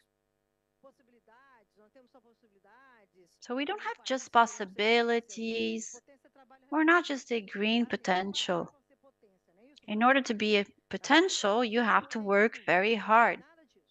Some people say we just have low-hanging fruits, but no, it's beyond that. So the G20 discussion, it started with finance ministries. Now it includes heads of states. It's a very complex organization, and it's making a priority with the climate issue as well. So it has what we call a climate trail or pathway.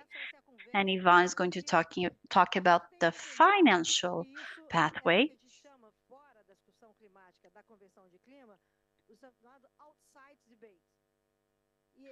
So it's what we call the outside debate. It's outside of the Convention on Climate.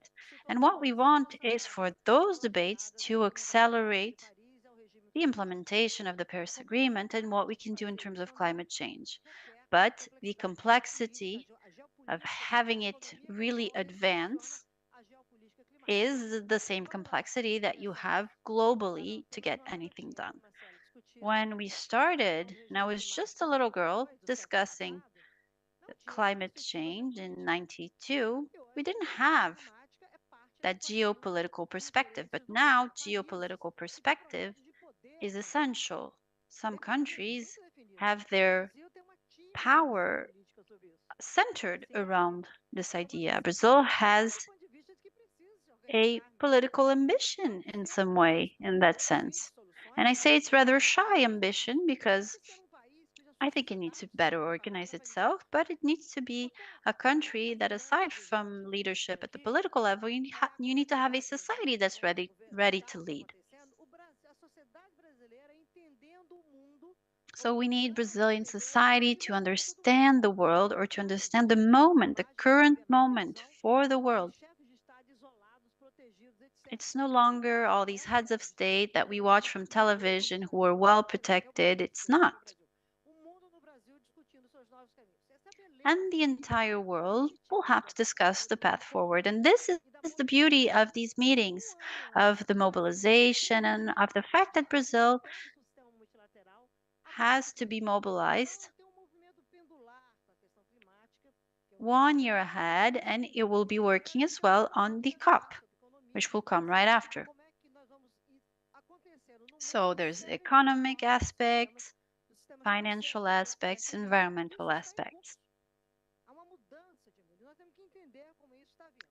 And I think the path is changing. During the second part, I'm going to talk about T20, the panel of 20 think tanks that back up the G20 and their work, but I won't give any spoilers. You will have to wait for that. So it will be 2 panels. Jorge, I think you should be here with us as well. Don't be shy. You can come. Isabella is here, and now I have 2 friends. 2 accomplices, I should say. 2 men? No. You're going too far. All his climate ambitions, all his climate goals just collapsed. That's greenwashing. Be careful. I'm joking. But the idea is to have a very informal chat. So I will make some provocations here to André regarding the climate track. President Lula has defined the priorities for Brazil. You've mentioned them, Jorge, but I'm not going to ask you any questions because I think that wouldn't be worth it. If I ask you anything, you will give up. It would be too hard. So can you just start by talking strategically about how G20 is coming to Brazil and the weight that the climate track is going to have during these discussions about reorganizing governance structures. So a country that has done very well in environmental terms, a country that is a democracy, a country that has had no wars in the near past, and a country that has alternatives to be able to see itself in a better position in this future. And of course, and this is a provocation, how can we inaugurate a contemporary view of these blocks, BRICS plus, OECD, etc.? How can we bring to them fresh air? So Brazil is back thanks to our democracy, and Brazil needs us to be back. Regardless of the criticism, the war, G20 could be an innovative political space if Brazil is able to better place itself, position itself right now for the future. It's a pleasure having you. I have been missing you a lot. Thank you very much, Isabella.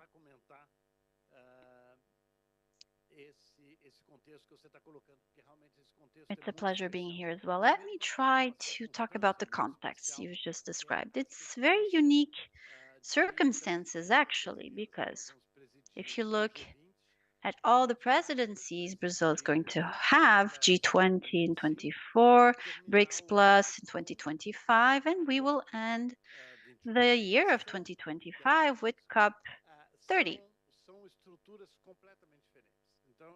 The structures are completely different. So the first thing Brazil needs to be able to show is its capacity of being coherent or linking all that will happen, all these events, but at the same time being able to use every single one for whatever purpose. You can't debate topics in the same way for all three, despite the fact that the same topics will probably come up. So G20, as Jorge has mentioned, has a discussion that traditionally has been very well structured.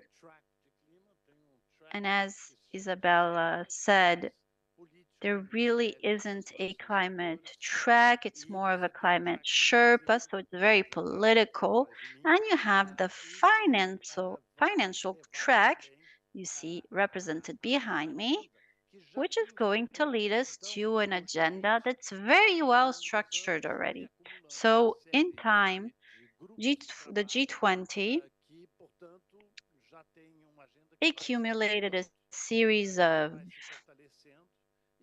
work which has accumulated, and each presidency can present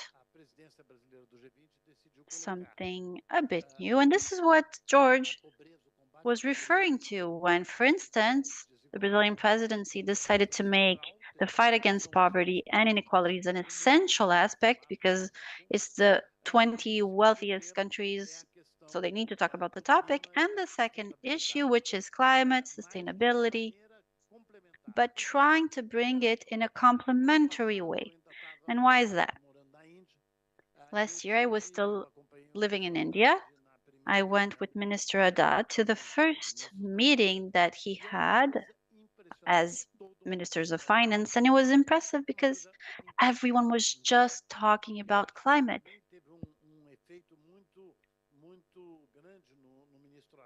And this had an impact on him, on Minister Haddad, I think, and also gave Brazil a drive to present this ecologic transformation project because Brazil saw that this topic was right at the center of the discussions amongst ministers of finance. So the two tracks, the Sherpa track and the finance track,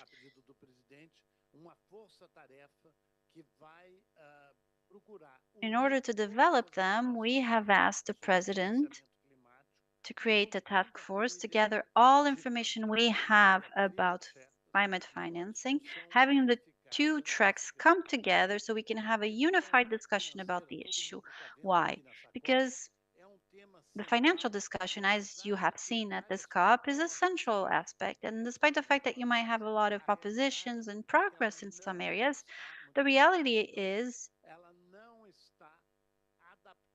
that it is not adapted to the current emergency situation in terms of climate. So we cannot have small examples at work in light of the urgency.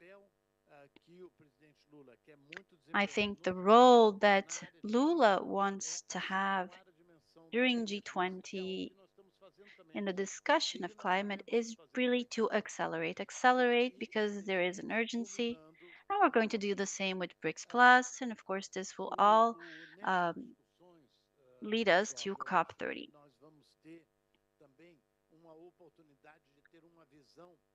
During these discussions, George, I think we will be able to bring a Brazilian vision, a vision of a developing country. And we're also taking advantage of something which I think developed countries didn't really realize when they set up the G20 calendar or schedule, was the fact that we had Indonesia, India, Brazil, and next year we'll have, or the year after, we'll have South Africa. So these four developing countries who will host the G20 year after year. And because of that, we have to make the South's priorities very well heard, and they need to be part of the discussion. I don't really like this division of Global North and Global South, but here it's relevant. Aside from creating a new dynamic in the working groups that already exist and the climate task force I mentioned, we also would like to launch in Brazil a G20 initiative for bioeconomy. We believe bioeconomy it's being dealt with by many different bodies in many contexts, but we don't have a definition of bioeconomy, a common definition. And I think the South's definition of bioeconomy is very different from the North. So, in that sense, Brazil believes bioeconomy needs to be dealt with and discussed during G20 because presidency will be with a country from the South, and I think this is a topic that will have a lot of appeal. So that's it. We are not going to have a G20 that interferes in the climate agenda. What we'll try and do is to bring something else to the climate, something that only the 20 largest economies can bring. G20 represents not only 80% of the global GDP, but also 80% of global greenhouse gas emissions.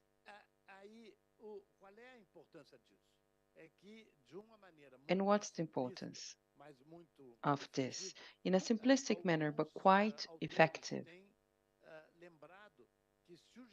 Some authors have reminded us that if G20 takes climate action, you don't need the rest. What do I mean? The G20 can solve the climate challenge, is capable of solving several of the challenges we face. However, G20 is not an international body. It is a set of countries that are in discussion, and at the end of the year, you have a statement made by the leaders. However, it's not legally binding. And that's why it's important for us to understand what are the capabilities of one event and what are the capabilities of the other, because we're going to have documents such as in here that are legally binding. And these texts, these documents, they need countries to reach a consensus. In the case of the COP, several countries, more than 100. In the context of the G20, only 20, now 21. I'm not saying it is easier, but I do believe that G20 can contribute to the discussions that are taking place here. So I just wanted to give this geopolitical perspective of the G20, and maybe G20 is the possible union between G7 and the BRICS Plus. Last year, BRICS expanded, and the impact was much greater than we Brazilians thought. Countries have been highly impacted by the expansion of the bloc. And Isabella said, BRICS Plus has a GDP that is greater than the G7 GDP. So we are here talking about a context where G7 plus BRIC Plus can communicate, can interact. That's the G20, and therefore avoiding this conflict between the global north and the global south, this division. This will be the first G20 that will take place after the BRIC Plus have been announced. Thank you very much. He's always been a partner. So we worked in Nagoya, in Paris, and lots of what we've done is thanks to him. A partnership between the Ministry of the Environment and the Ministry of the Foreign Relations. Instead of competing for a place, as it happened oftentimes, we were together and decided to work towards the same goal. He's a very dear friend, but he'll always be a partner as well.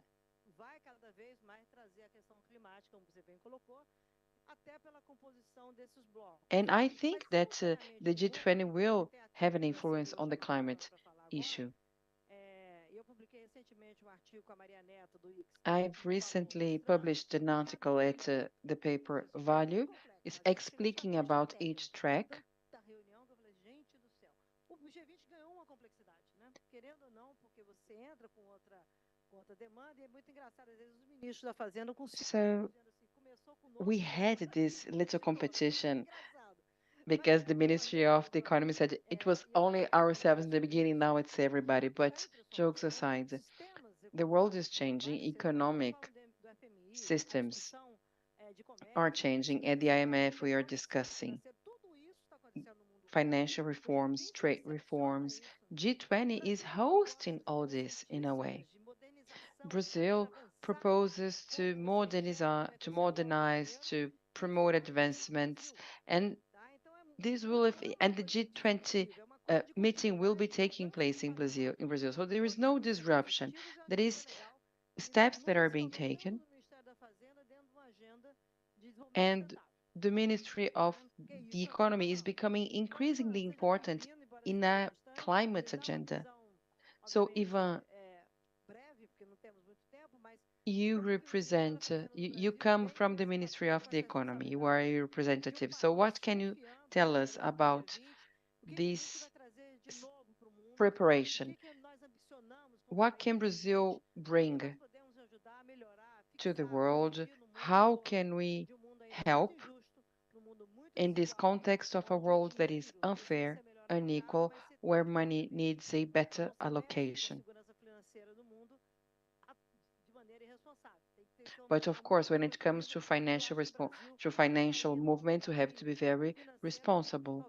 And in the financial track, Brazil might have good news to discuss and to propose to the world. Am I right? Am I wrong? Please be very welcome. Thank you, Isabella. It's a pleasure to share the panel with you. I just got from Dubai, so I was almost there with you, but I had to attend some meetings today here in Brasilia. And Isabella made very pertinent remarks. And also agree with Jorge when it comes to Lula's priorities for the G20. G20 has 8 working groups, and these groups are divided in several areas, ranging from a more macroeconomic agenda, but also including sustainable finance.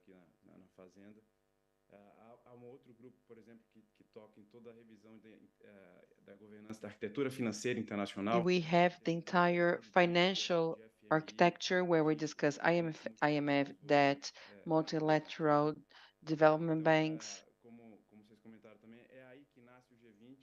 And that's where we have the G20. And it is the expansion of the G20 that gives it a greater status, reuniting heads of state, covering more and more topics. And today, we can envisage an informal group that will debate solutions that might be subsequently internalized in formal institutions.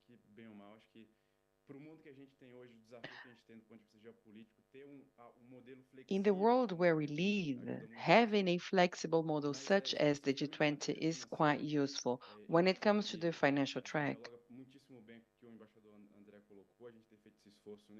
As has been referred to by our ambassador, it's important to connect to the Sherpa track and the finance track.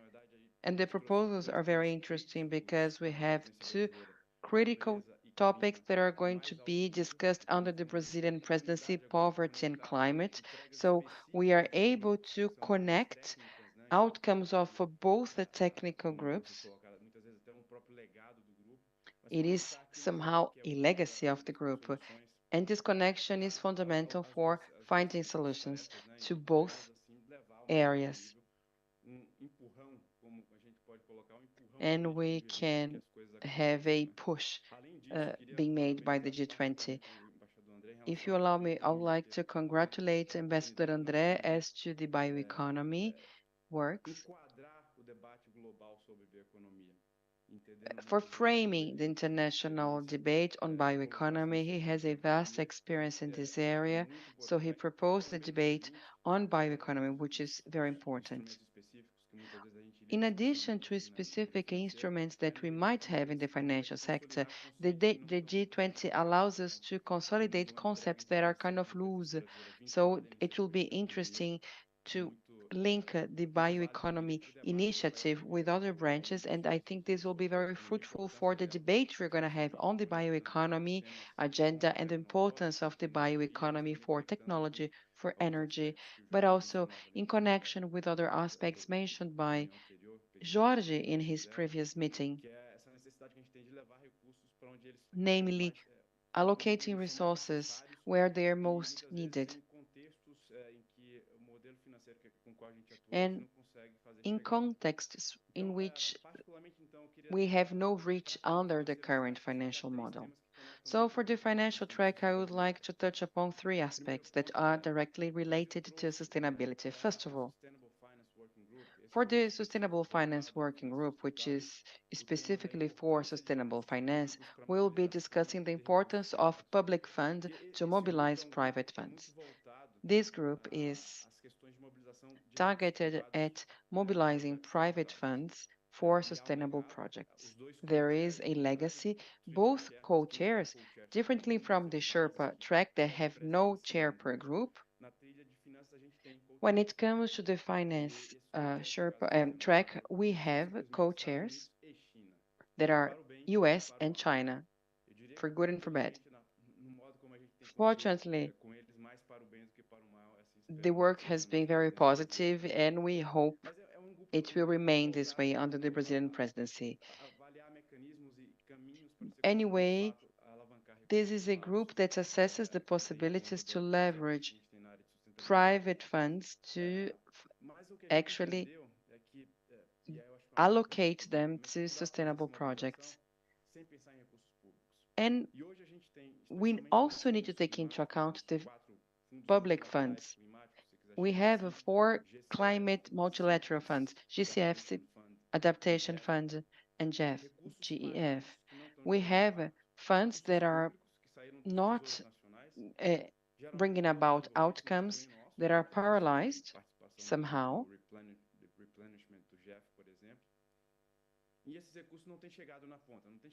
And these funds are not reaching the projects. And I know that because the Ministry of the Economy is a focal point for many of the projects. So they have to be submitted to the Ministry of the Economy as well. So I'm aware of them. And when we discuss access to green funds in these 4 groups, it's important to discuss the use of private funds to enable sustainable projects and to have support from the public funds as well, and everything interconnected with a regulatory framework. The priority number 1 for the Sustainable Finance Working Group under the Brazilian presidency will be facilitating access to the 4 most important green funds. We hope to have an expert group that will propose ideas to facilitate the access, and I'm talking about access, not about mandate, because many of the mandates are related with the CCC scoring. So we are not going to be discussing governance and mandate. That's not the object, the purpose of the G20, but it is how can we facilitate the access to funds, even when we talk about Brazil, which is a country where these projects have actually a very good architecture. But when we talk about countries that do not even have solid institutions, how can we make this happen? So we have medium income countries that need to benefit from these projects. So we needed to make it possible to work with them. The funds need to reach these medium income countries, and we are going to need concessions and concessions from these funds and also in connection with the national treasury so that we are effectively able to produce this leverage. And this is in line with domestic needs and the international agenda. Lula's mandate at the international level is very much pro-solidarity. So this is directly linked to this objective. We have the replenishment at the Green Climate Fund above $13 billion. So we will have something like $25 billion that can be used in these four funds, the GCF, CIF, GEF, and the Adaptation Fund. And these funds have an amount of red tape and bureaucracy. And if we wait for this red tape to be overcome, the planet Earth will just boil and the temperatures will hit the sky. So in our Sustainable Finance Working Group, we are also going to discuss the just transition in connection with bioeconomy and other high-level principles for a sectorial just transition. And here I include the sectors such as transport, the production sector, land use and energy. And we also have the disclosure cost and the importance of disclosure because it is fundamental to have data and including for the improved risk agenda. The central bank leads the financial track together with the Ministry of the Economy when it comes to the costs of the risk, especially for small and medium-sized companies. So this needs data. And when it comes to development, the challenge is even greater. And the fourth aspect I'd like to touch upon, and that I heard a lot about at the COP, is analyzing in depth success cases of blended finance to fund projects using philanthropy, private funds, multilateral banks. And we saw important cases such as a small island in Brazil, an African country. I mean, it was able to see this financial instrument of blended finance that would enable this nature-based financial lab. The idea is creating instruments, financial instruments that could be reproduced in developing countries that wish to have access to green funds, but that struggle when it comes to the architecture of their projects. And also, this is in line with the Indian presidency that prioritized the action plan for technical assistance.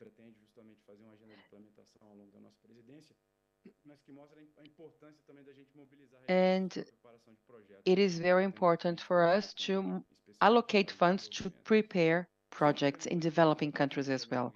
And I know I'm running out of time, but there are two aspects I would like to address and that are connected with the sustainability agenda.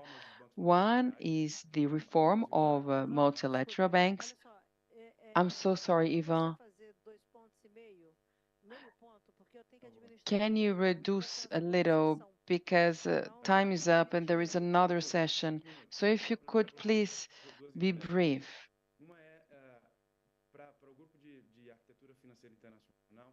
For the Financial Architecture Working Group, Brazil will propose a roadmap for reforming multilateral banks to G20. The idea is engage in dialogue with the G20 countries regarding a reform of multilateral banks so that these banks can do more and can act in a more rapid manner. So we have the operations and the impact. And finally, is the topic I'd like to touch upon is debt, which is very important for addressing the climate crisis in developing countries. And this is at the very beginning, but we might propose an initiative involving debt for nature and debt for climate under the Brazilian presidency so that the G20 can effectively advance in this area because we have lots of discussions but very few proposals. To conclude, with our Sherpa track and our climate track, we're going to have discussions and try to connect both areas, proposing solutions. We want to open the dialogue within the G20 because the dialogue, the communication is somehow paralyzed. We have outsourced some discussions that usually should take place on the G20 scope. So we want the G20 to have more ownership and to give a push so that we can address critical issues. Thank you.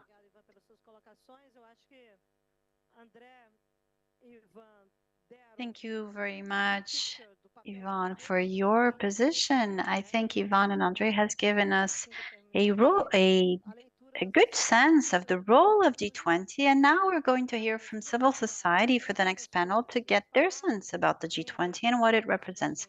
You see that a lot of what they mention has to do with some of the topics that were discussed in the previous panels.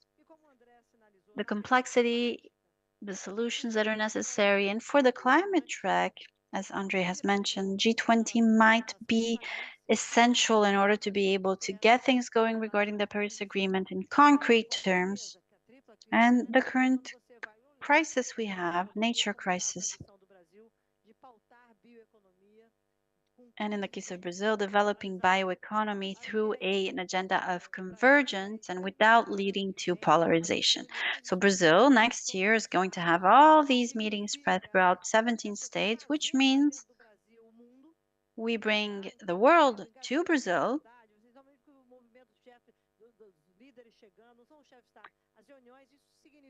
All the leaders that are going to come, people should try to prepare by debating all these topics. The world is changing, and as a society, we have to take advantage of this change and educate society. Let's leave the past behind and let's be ambitious about the country we want to build. A country that needs to be part of the world. We are not. We are in this world. And the world doesn't fall only within Miami, Orlando, New York. The world is much bigger than that. So Brazil needs to be concerned with the entire world, with solidarity as Lula is concerned, but being very careful to avoid going backwards and adopting measures that will allow the country to develop, that will create new political space to have more social inclusion in the debates that are going to basically structure our world. We want to be part of the development. We want to be part of the decision-making process. And it's very complex to be part of the process. So we need to make everything very clear so that there is real commitment and we understand the dimension of this commitment. What does it mean when you require society and governments to act differently? So Brazil is back. We need to be focused on the future. There are these three main concerns that the presidency has. They're very different, but what we have in common is Brazilian society, and it's about time for us to look at the world, for us to be able to make our role heard differently, make our voices heard. And don't forget, the triple crisis we mention very often is related to a crisis for democracies. So we have an important role in preserving democracy in this country in 2026 to be able to deal with the complexities of the world. The world is more and more complex, but we have to find solutions, and we don't have to look backwards thinking that looking backwards will allow us to evolve.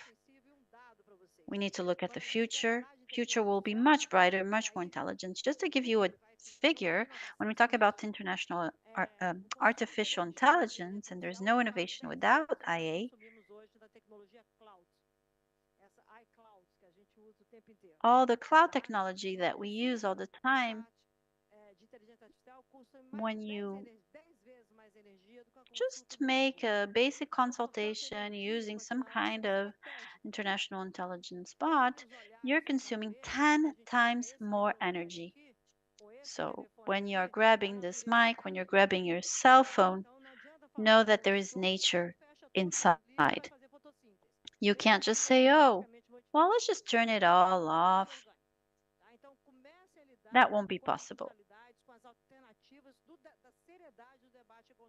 So we need to start dealing with the seriousness of this issue. Brazil can make it happen with its own unique view, but being able to propose a contemporary vision, it's about time that we look at the future of our country, the future of our world, and I hope that at the next COP and at the G20 presidency, we will be able to show how our country is going to get there, how we are going to make everything better, and all the work that needs to be done. Thank you very much. Ivan, I know you're probably suffering from jet lag. You can go and have some rest. Thank you all. I have to go and work. So, to moderate this panel, let me call Carlo Pereira. He is CEO of the UN Global Compact, and now I am going to become a panel member rather than a moderator. Where is Karen? Are you here, Karen? She is the Institutional Relations Manager for Ambev, the Brazilian beverage company. She knows everything about logistics. Wherever you go in Brazil, you can find three things: a post office, a bank from Banco do Brasil, and beer. And finally, I want to call Marcela Molino. She's from the Sustainability Council at Marfrig, and I talked about youth. It's very important to have it included. It's her birthday. She's a bit shy, so we'll sing happy birthday later. Let's get started with our panel. It's up to you to moderate, Carlo, and I mean, we don't have a lot of time, so let's get going.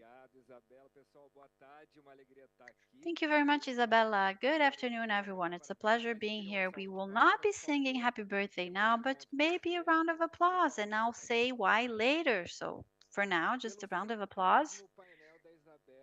And it's the 100th panel Isabella is participating in during this COP.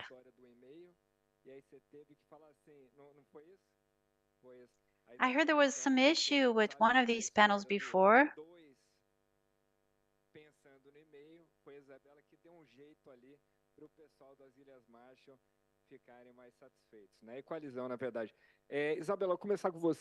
There was some issue with the Marshall Islands, and she was responsible for solving it. So, Isabella, I'm going to start with you. Jorge has just mentioned in the beginning the priorities that have been identified by President Lula for the G20 presidency. And we discussed poverty and hunger. We know that you've always been a strong defender during these climate discussions, G77 and the countries of the South, the global South. You've always been defending them. How can we talk about hunger, about food security in general during these climate debates and the role of Brazil in general?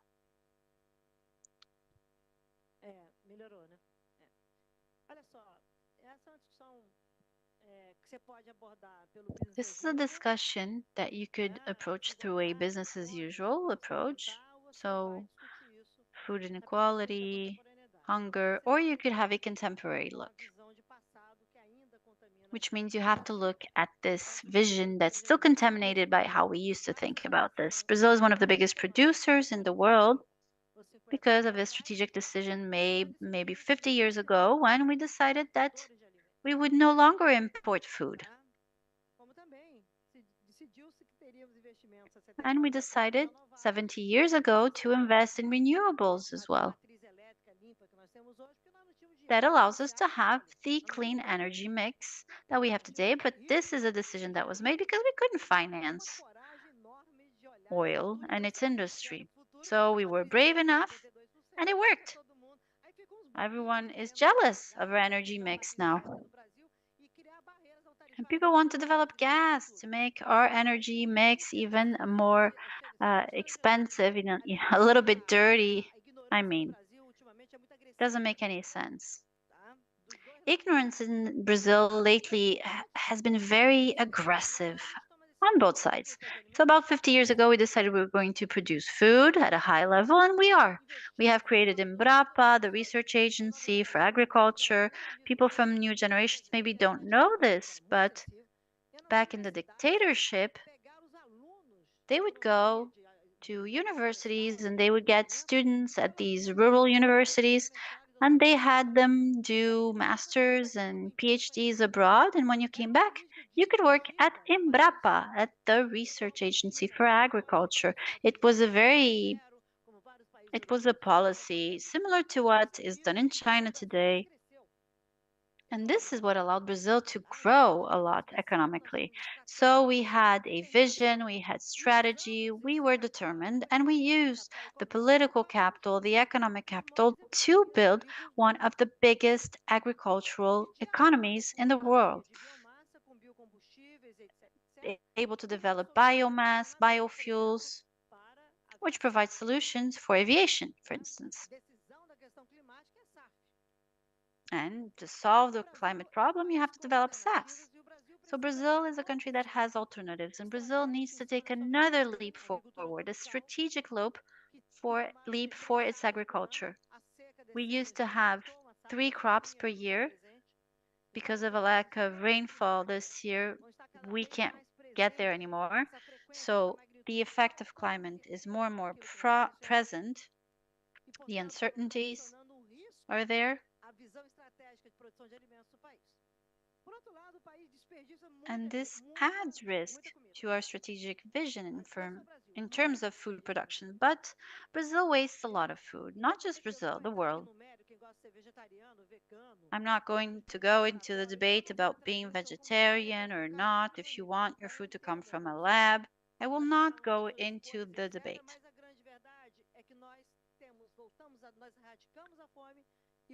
The truth is, we had been able to eradicate hunger and now it's back. When the FAO showed the hunger map and Brazil was no longer part of it, I was next to President Lula and I cried, and I can't understand how the Brazilian middle class can allow our society to go back to having poverty, misery, and hunger. As a Brazilian person, I do not understand that. We conquered, we got there, we had overcome hunger in Brazil. But then we just let it go. And now people are on the streets and they're hungry once again. So Brazil wants to discuss competitiveness. Its GDP, one of the largest GDP, it has huge responsibilities to its own country, but to the entire world.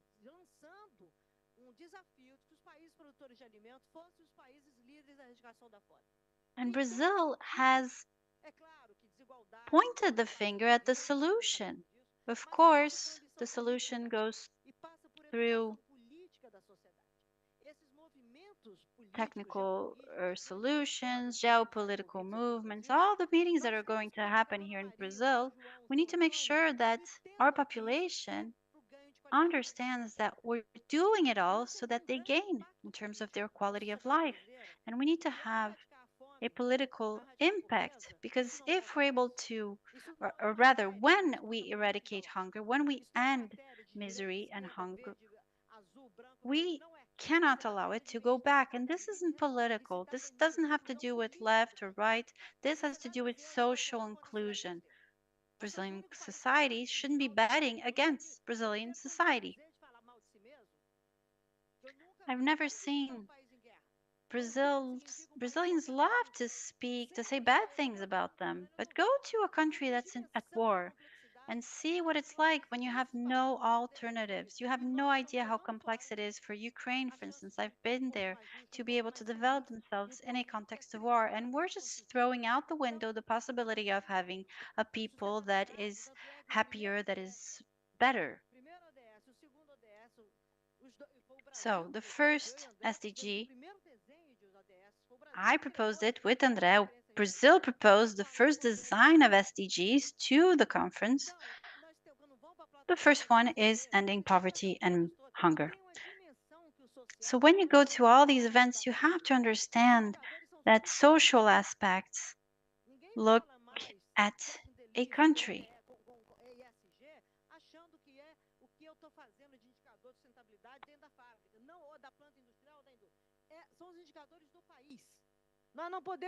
When we look at the indicators we have, and when we look at the Amazon,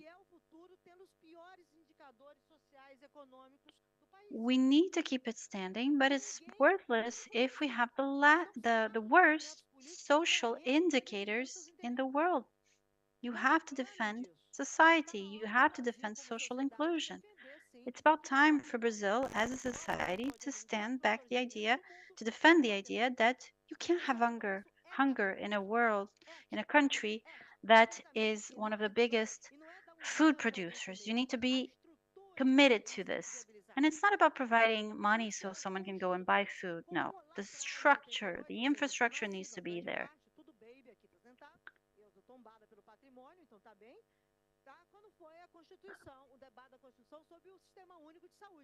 Back in 1988, we had a debate to formulate our constitution and include a universal health system. We have it thanks to Brazilian democracy. Can you imagine what it would have been like if we didn't have the universal health system with a pandemic?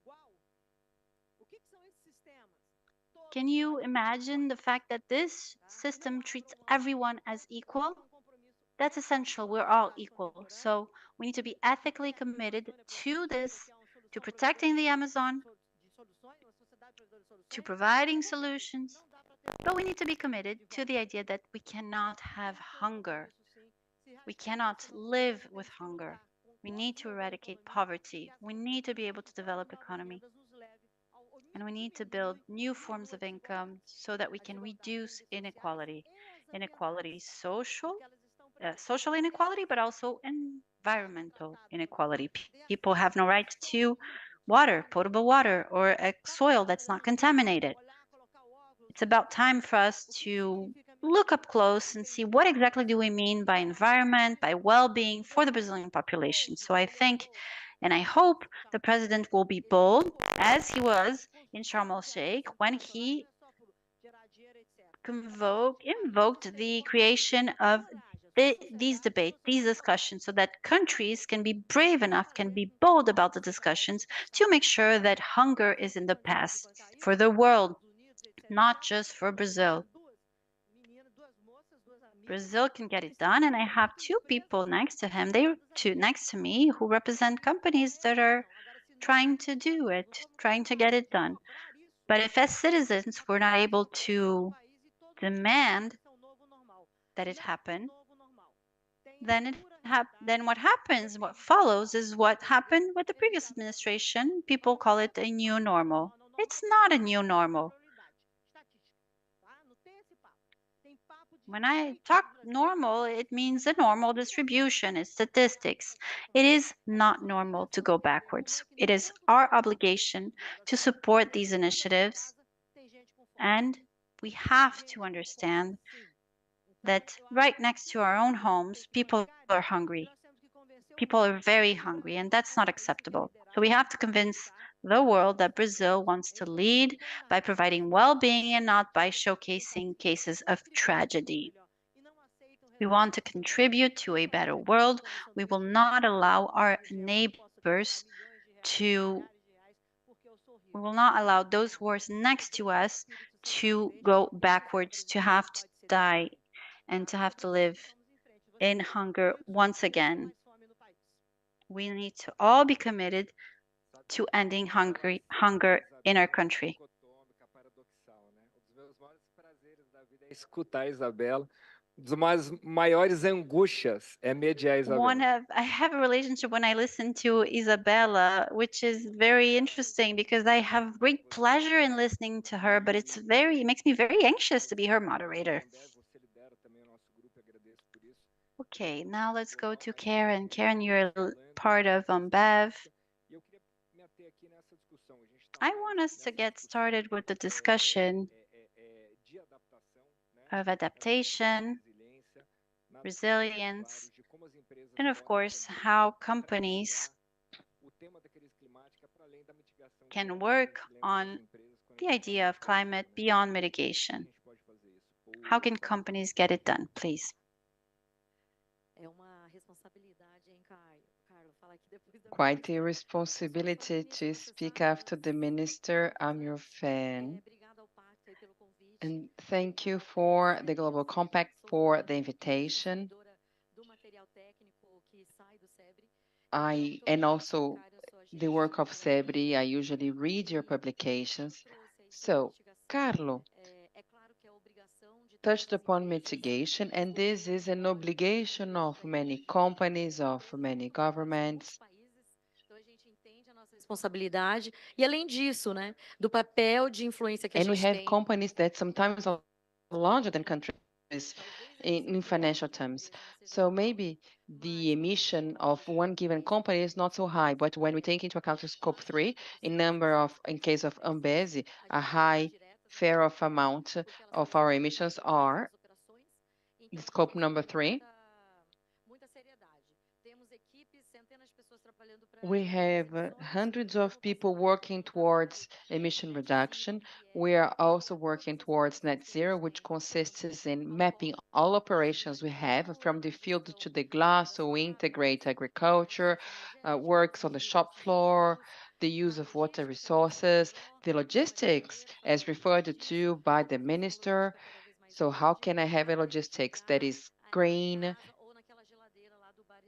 And we also include the fridge that is in the bar and the restaurant, because an important share of our emissions are related to the fridges. So how can we improve?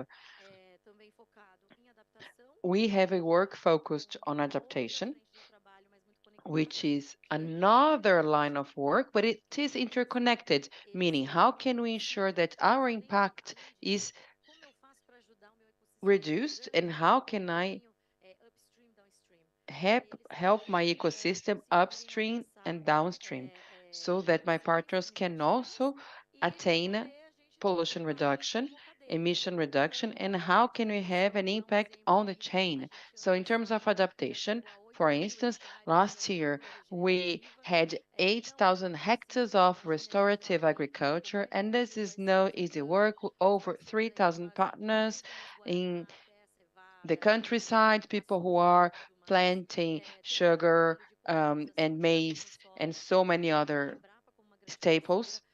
And Embrapa is a very important partner, as well as some universities and providers. So we have an indication of our capacity as well. How can we be more competitive, way more competitive than other countries? We can reduce drastically in this sector, and we also have to think about agricultural technique, practices, transport that are more sustainable. On the other hand, we've also been working in the inclusion field, so increasing social inclusion, production inclusion. In this line, we launched a program called Bora, that would loosely translate as Let's Go. So the idea is to cover 5 million people that would leave extreme poverty and would be in capacity of production. And of course, this won't be able to be carried out by ourselves. We need partners. We cannot do this alone. So we are inviting other companies, partners that want to join forces.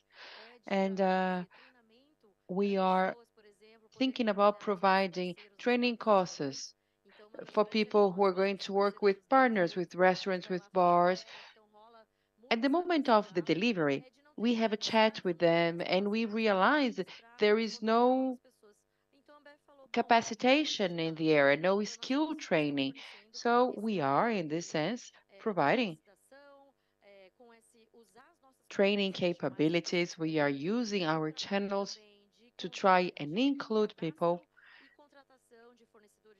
We are also registering and hiring several suppliers and producers that are sometimes made invisible. So we have an amount of hundreds of millions of reais to hire Black suppliers from isolated areas, women, LGBTQ+. These are some examples of how we can connect climate adaptation, productive inclusion, and the private sector.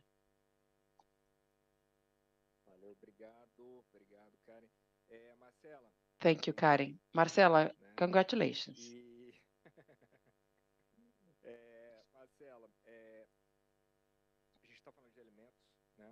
We are here discussing food, and Isabella here highlighted decisions made by the society, by the Brazilian society.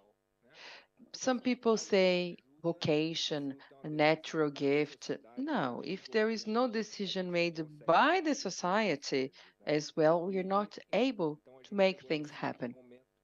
So now we are capable of becoming this bigger exporter of food, and of course that animal protein is important. Marfrig is one of the largest sized companies in meat production and is also very criticized when it comes to several aspects, because differently from other countries in global America,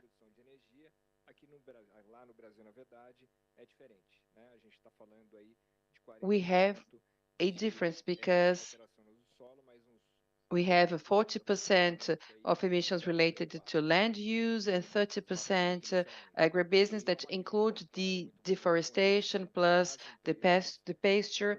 So companies producing meat are highly criticized. In other countries, the emissions are the result mainly of energy use, 80%, but in Brazil it's not the case. It's really livestock production amounts for a considerable share of our greenhouse gas emissions, and there are many targets that have been adopted in Brazil, and I know that Marfrig has a work in this area. And Isabella also mentioned that we have a lot of technology available so that we can effectively have a more sustainable production. So I'd like to hear from you.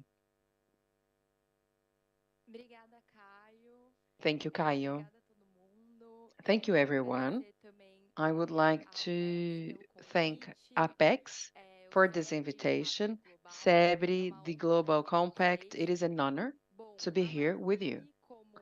Marfrig is one of the leaders in animal protein production, and we wanted to have a sustainable livestock chain. In order to make this happen, we have several challenges. Our chain is a complex chain with several direct and indirect suppliers. We have several challenges also when it comes to the producers, I mean, including the producers, and having them joining this will for transformation. It is very important to include the productions in our chain because they are also suffering an impact. So we created the program Marfrig Grain Plus, aimed at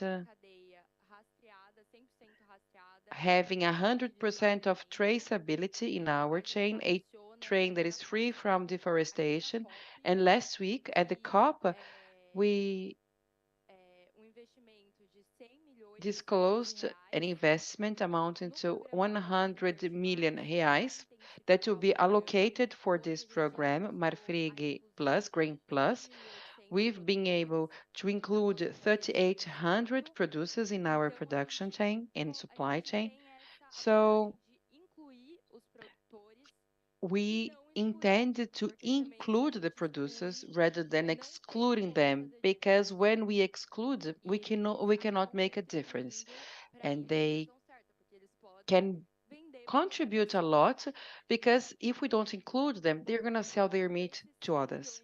So these 100 million reais will strengthen this program, Green Plus, and we have already traced 100% of direct producers, 85% of direct producers in the Amazon, and 70% 85% of indirect in deforested Amazon, and 70% in the Cerrado. And our objective is to have 100% of both the direct and indirect suppliers by 2025. And we are also intensifying some of our initiatives and actions, namely restoring pasture, 100,000 hectares of degraded pasture, area that has been abandoned, where there is no production taking place. So it's, I believe, important to focus on productivity, because sustainability also means producing sustainably. Secondly, we will launch our partnership with Regreen, focused on the green restoration of an area spanning 6,000 hectares. We also have the restorative cattle raising. It is essential to understand the value of the nature to you, because we use the nature and we have to give it back. We have to restore what we use so that the use is sustainable. At Marfrig, we try to foster a sustainable agriculture, transforming the chain and bringing the producers alongside. So we need to have a sustainable chain. Another aspect is our partnership with small producers, together with IDH. We are including them in our chain. We also have a partnership with Ampara, aimed at protecting wild animals in the Brazilian wetlands, Pantanal.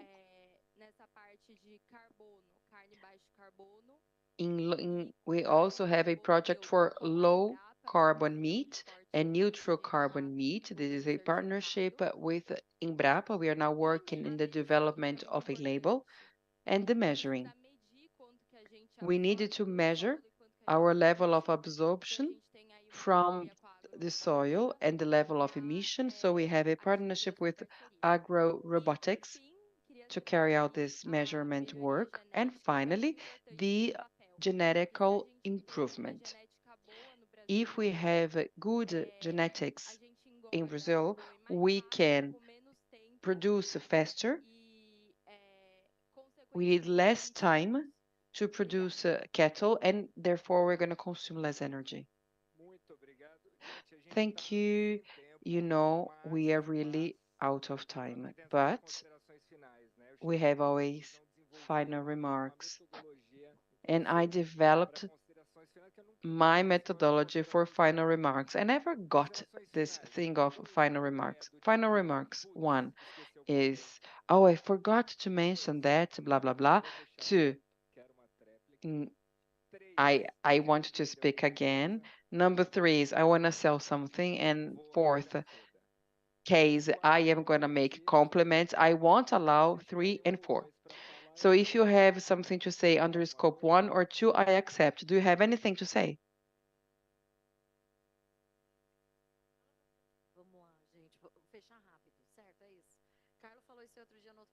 Carlo, he mentioned something in another panel, and I liked the idea of limiting the final remarks.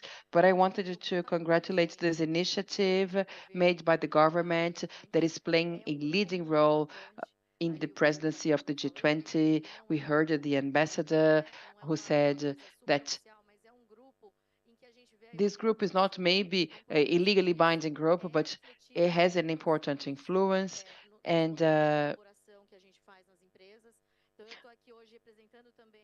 we can see a reproduction of these dynamics in the partnerships between companies. We're a group of 300 companies fighting against climate change, and we do so through a comprehensive partnership and collaboration. So we are joining our human capabilities so that we can make it happen.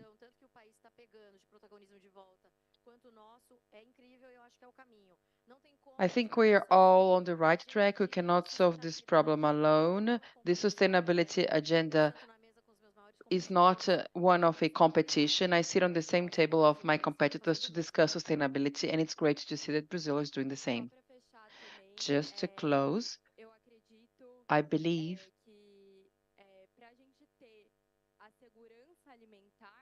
that food security requires a sustainable chain.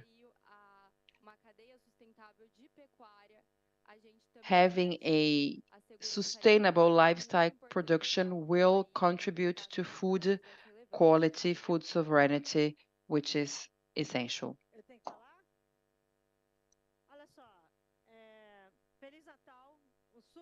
Happy Christmas, Happy New Year. Now, we're going to leave COP28 and start the race for Timeless Brazil. Get ready, focus. It's not an ideological issue. That's present time. So please breathe. Avoid being arrogant, avoid giving opinions on what you don't know, and be brave enough to take care of the country in the future, of a better future. And leave room for the next generation. They have to take care of things. Don't be afraid of the young. Don't be afraid of the young. I've been young. I'm still young. And the youngsters, they say I have a lot of energy.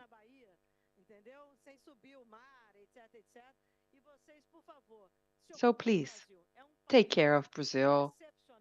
It is an amazing country. But you don't need it to be arrogant. You have to be sweet, fun.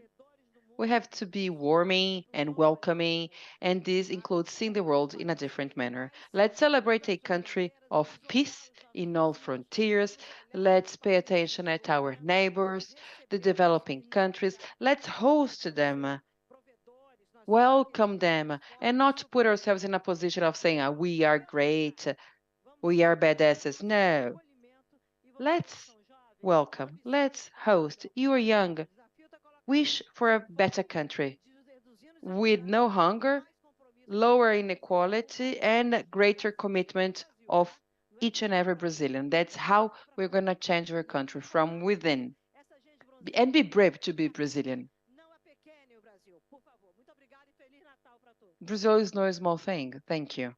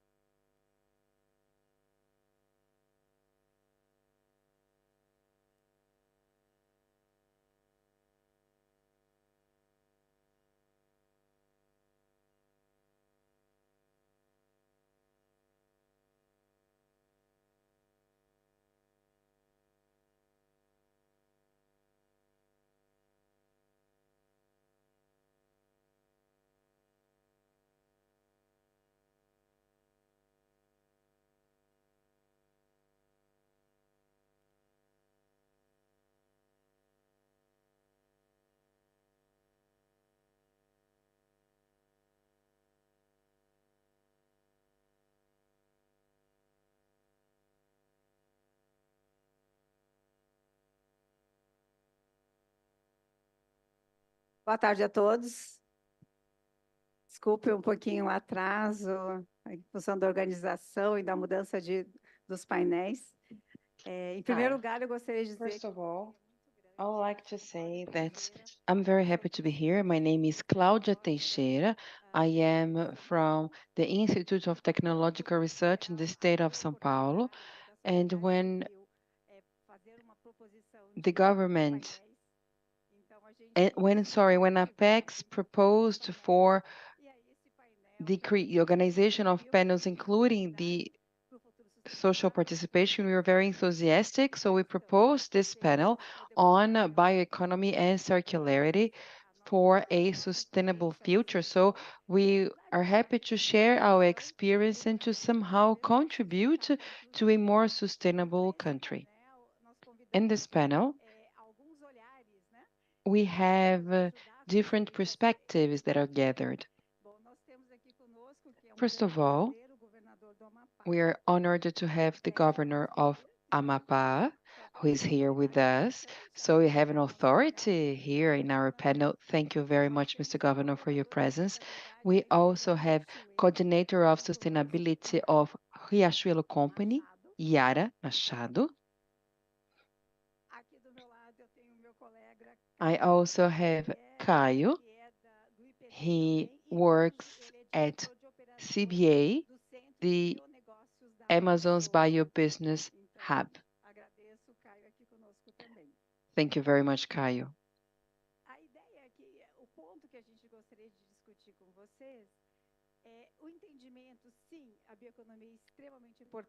Of course, that bioeconomy is of extreme importance. We know that tackling the climate change and reducing greenhouse gas emissions, we need to use increasingly sustainable materials. And we also have to be very careful in the way we manage the bioresources, in the way we consume, and we have to include more and more the populations living in the different ecosystems. So we cannot see things the same way, cultivating, extracting, using, and disposing. This linear view, we need to add more and more value to our inputs, to our raw material, so that our processes become increasingly sustainable, therefore generating more wealth with chains that are increasingly productive and products of higher added value, and of course, creating inclusive jobs. And that's the topic of our discussion today, because we can no longer go on disposing that much. Yesterday, we visited the largest waste incinerator in the world, the largest plant in the world, but it generates a lot of energy as well. And we were able to see how much we waste our resources, the fact that we use so little. So the objective today is to discuss bioeconomy chains and how we can take advantage of our precious assets, how we can add value to these products, and how we can make an appropriate extraction and, whenever possible, return the product back to the chain. I have an example that I like very much.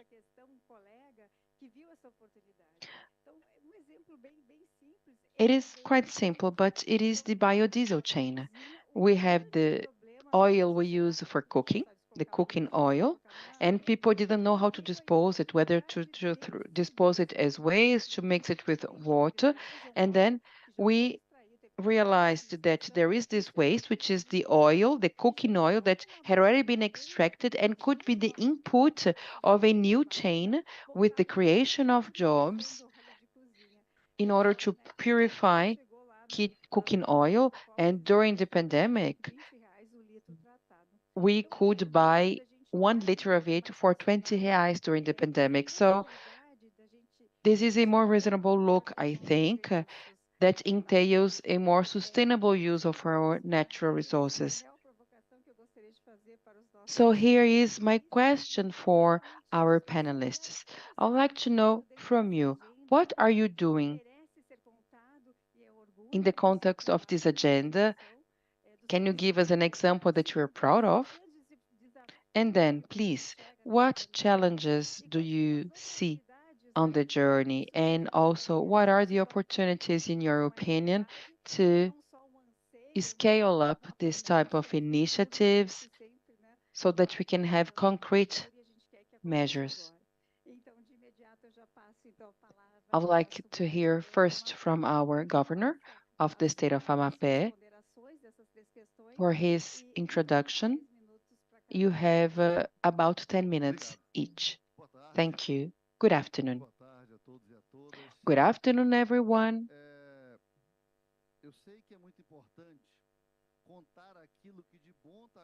I know it is important to give good news and to convey the good things that are taking place. I am from the state of Amapá. Amapá is the most protected and most preserved state in Brazil.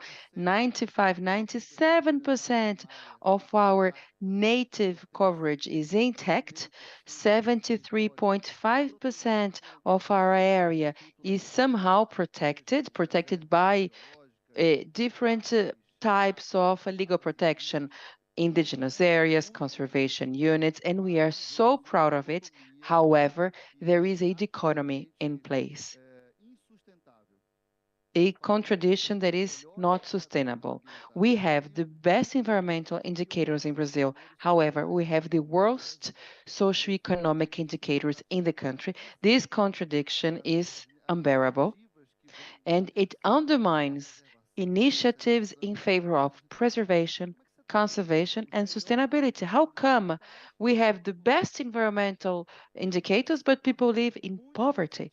Having said that, we have several initiatives, and we really believe on the bioeconomy, and we are ready to invest. One example is the Amapá label. This is a certification of origin for products that are made in Amapá. So they have this label, which is a certification of origin. It is also a certification of quality, of culture. It fulfills several requirements. This is a good example. However, I have to give some information that is somehow complementary and somehow offsets the optimism. But in practice, when we discuss bioeconomy in the context of the circular economy, the concept seems rather abstract for most people, something very far from their reality. So we need to shorten the distance, the gap, and we need small success cases so that we can have the taste of the success and we can move ahead. Otherwise, the risk of running backwards is a huge one. And why am I saying this? I'm saying this because we have Mr. Hollenberg here with us, and I have the president of the Council of Justice from the state of Amapá in here in the audience. I can see him. But we are going to have a judicialization of several initiatives and violations as well. So it's important to have him here present. I can also see the president of SEBRAE, a very important partner for bioeconomy projects being implemented in the state of Amapá, namely this Amapá label that includes almost 200 companies. We are a small state, but we have almost 200 companies certified under Amapá label and almost 1,000 products. At the back of the room, I can see Wellington. He works for one of these companies that performs sustainable management at community level.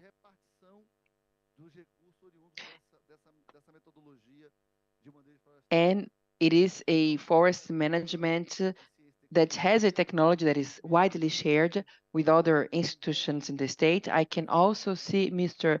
Gutenberg from the Research Institute. So anyway, we are putting together several players, and we have several initiatives such as Amapá Label, but other ones, and we want them to become more concrete, more visible, more present. We have a case that is very important. We have a real case that can be increased, because sometimes there is this perception that we are talking about something that is very small, that is a very small scale production. Indeed, but we also have the capacity of having concrete projects that can be scaled up nationally and even globally. And one of the cases is with a reference to açaí. Açaí was eaten by the poor population. The açaí fruit was not a very consumed product outside the region, but we added value to this product that today is sold worldwide. You know, I went to a place to have lunch and they were serving açaí fruit. So açaí is an illustration of circular economy, bioeconomy. However, we are still far from the accomplishment of these projects in greater scale. So we are here at the COP, and we are now preparing for COP that will take place in Belém, and we need support. That's why it is so important to have your institution sharing this panel. That's why it is important to have Rodrigo here, Mr. Hollenberg here. In Amapá, we have this green duty-free area. Have you ever heard of it? Yes, you know, because I mean, it's a very specific case, but we have a green free trade zone. You know Manaus Free Trade Zone, right? Yes. Let's try and figure the Amazon, Manaus, without Manaus Free Trade Area. They created an economic alternative that reduced the pressure that was put on the forest because the labor was absorbed by the industry. Very well. 5 years ago, more or less, we had the permit for creating a free trade area in Macapá. I was the mayor of the city at the time, the capital of Manaus, and we had this possibility. The first battle, you know, I see an Aeolit, how are you? So, the first battle, Suframa wanted the legalization of a product as being made for the free trade area to follow the same procedure of a product made by Samsung that has an accounting support, engineering project. I mean, an entire infrastructure that a local producer, a community-based producer will never have. But we've been able to adapt. And how does this green free trade zone operate? I have here Yuri from Maquapiri Institute. Anyway, we can certify products with the same benefits that are granted for the products being traded at Manaus Free Trade Zone according to the following criteria. Raw material from Amapá. So say a table made of wood, a legalized wood, of course, legalized timber. So this table has been manufactured with local or original raw material. So it can be certified. Other tables will use other materials such as iron, but you have the timber that is certified. And we have another criteria or another type of product, which is the products that will be traded in the green trade area thanks to their importance. Say a soap made of Brazilian nuts. So 90% of a glycerin or fat and 0 point something made of Brazilian nut oil. But this product wouldn't be a Brazilian soap made of nut oil unless there was this tiny amount of Brazilian nut oil. So this will be traded in the grain trade area. Okay, we had set up this idea, but at the moment of the approval, and here I must say that there was the coup against President Dilma. There was a turmoil, and the ministry was not able to attend the meeting. And as a consequence, we have been able to take advantage of the turmoil to approve this green free trade area.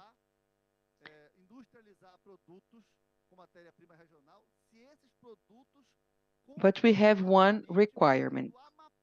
These products, they have to be made in Amapá and it has to be proven.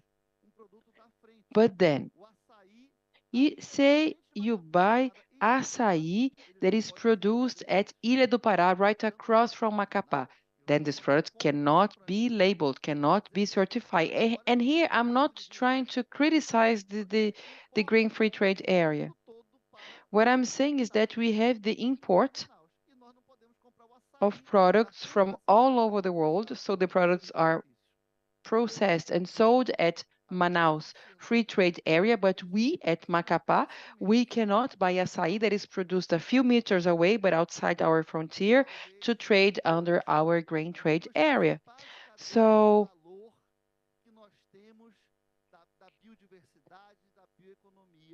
we have some issues.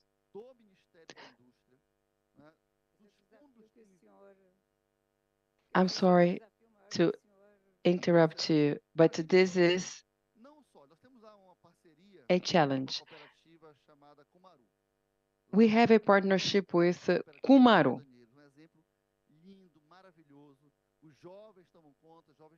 We have a cooperative of small-sized Brazilian nut producers, and they are now producing Brazilian nut oil.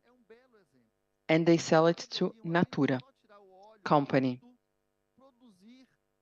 But they could simply extract the raw oil and, if allowed by the green trade area, process these products, add some processing to these products, and then gain any scale selling medicine, cosmetics.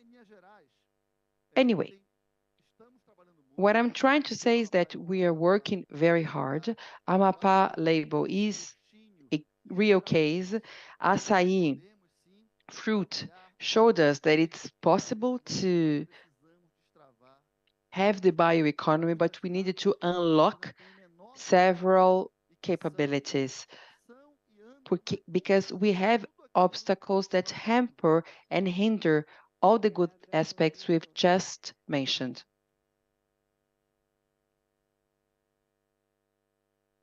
Agora vamos ouvir pouquinho a Yara. Thank you, Governor. Let us hear from Yara. She will give us a sense of her experience at Riachuelo and how they've been able to address these issues. Good afternoon, everyone. First of all, thank you, Claudia and IPT for the invitation. And secondly, I want to celebrate our partnership. Since 2021, we've established a partnership to try and find a technology that allows us to produce new thread based on textile waste in our plants. And aside from that, thinking about how this could be implemented in our plant to be able to scale up, because in the textile industry, that's one of the biggest challenges we have today. This is a very important project that looks at circularity,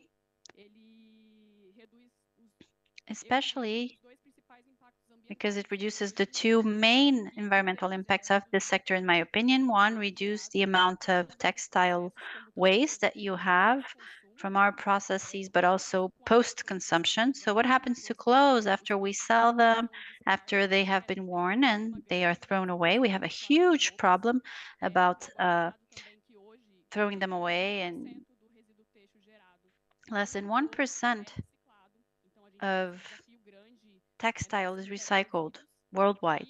So it is a huge waste that we need to look at. And of course, carbon emissions. We think that we may be able to replace part of the raw material we produce by waste, then you're able to significantly reduce the carbon footprint of our products. And at COP, because there is a climate emergency, that's our main objective today, aside from being able to handle all the waste. So our circularity project aims to reuse our own waste. We're halfway there. We still have not met the final objective, which is to gain in terms of scalability. But in January 2024, we will have our first capsule ready. It will be all the capsules that you will see in our stores are composed by recycled textiles. It's a recycled tissue. So a lot needs to be done. It's still just a capsule, but in 2024, we implement to have a recycling process in place in our plants. For the first capsule, we had some partners that were used to doing this kind of recycling that helped us. It was kind of an experiment to see where we could improve and how we could implement it. And it will be implemented in our plants next year.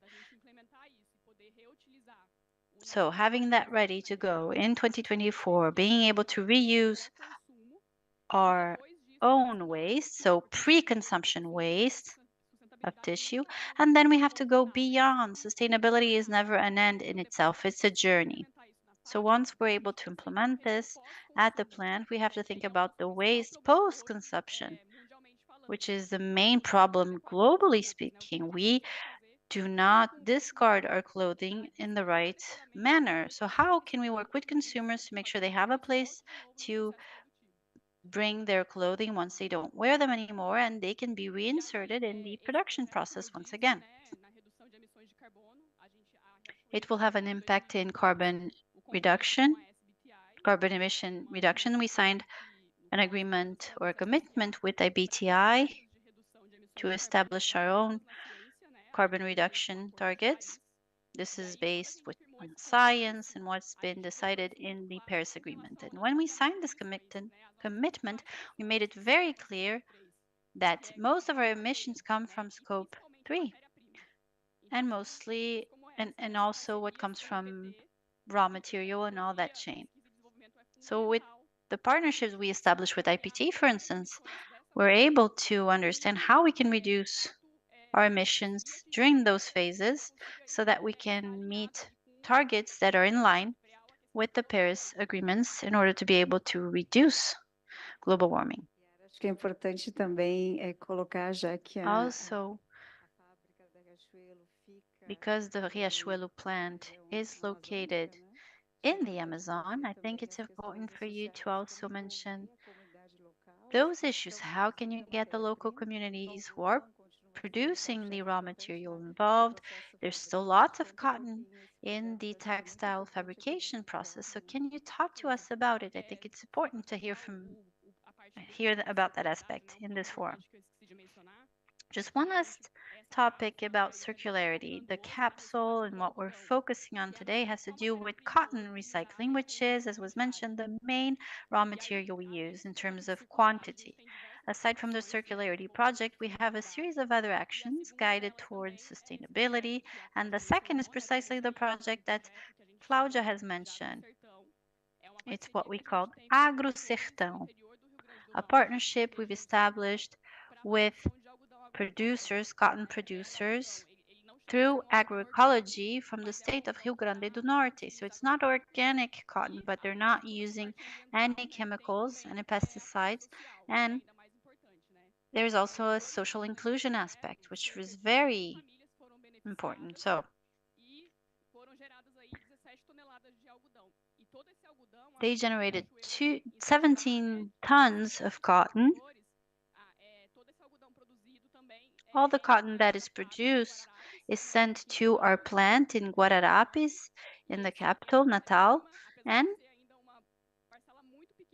even though it's a small part of the raw material that we use in terms of the overall consumption, this is taken to our plant and we use it to produce our clothing. And we want to more and more increase the participation of these initiatives and, of course, try to broaden this and implement something similar in other areas of Brazil. Thank you very much.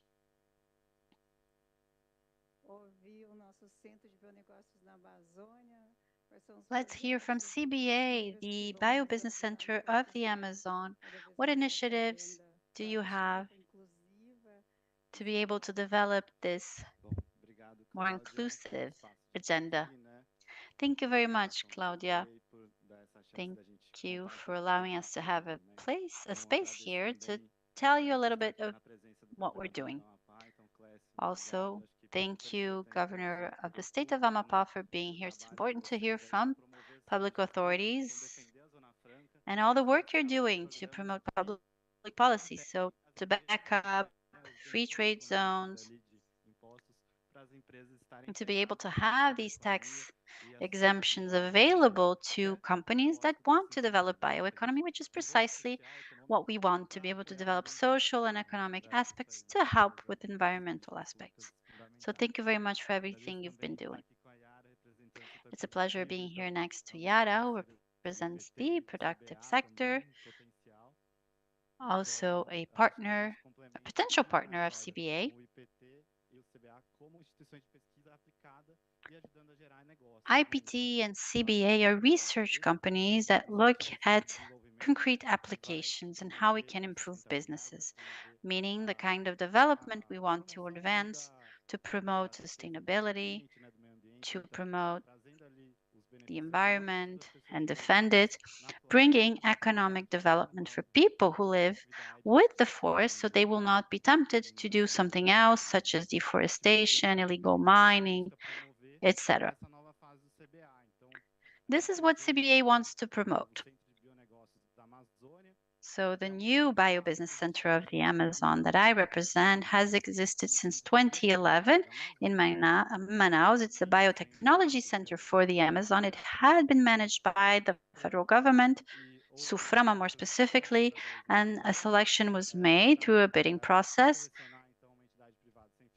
to choose a nonprofit private organization, and CBA was chosen. So we have this group that was created with the support of IPT and the University of the State of the Amazon. In the end of July, we signed a management contract with the Ministry of Industry. And in August, we started manage CBA with this new name, Biobusiness Center of the Amazon, to be able to promote business, promote sustainability, together with producers, startups, and also large companies that are present in Manaus. Bioeconomy is a very important topic. This is the topic that we want to develop, and more specifically, the idea of circularity. So CBA wants to support business generation, and it has a role of applied research. A lot of its research is going to look at waste and solutions for the waste that is produced. Today, we have very well-structured chains for food production, oil, etc. But we know of the potential, if we're able to reuse the waste, to add even more value and ensure there is economic gain with an added product, another product that is developed. Let me talk about some examples. And this is very linked to what Riachuelo is doing.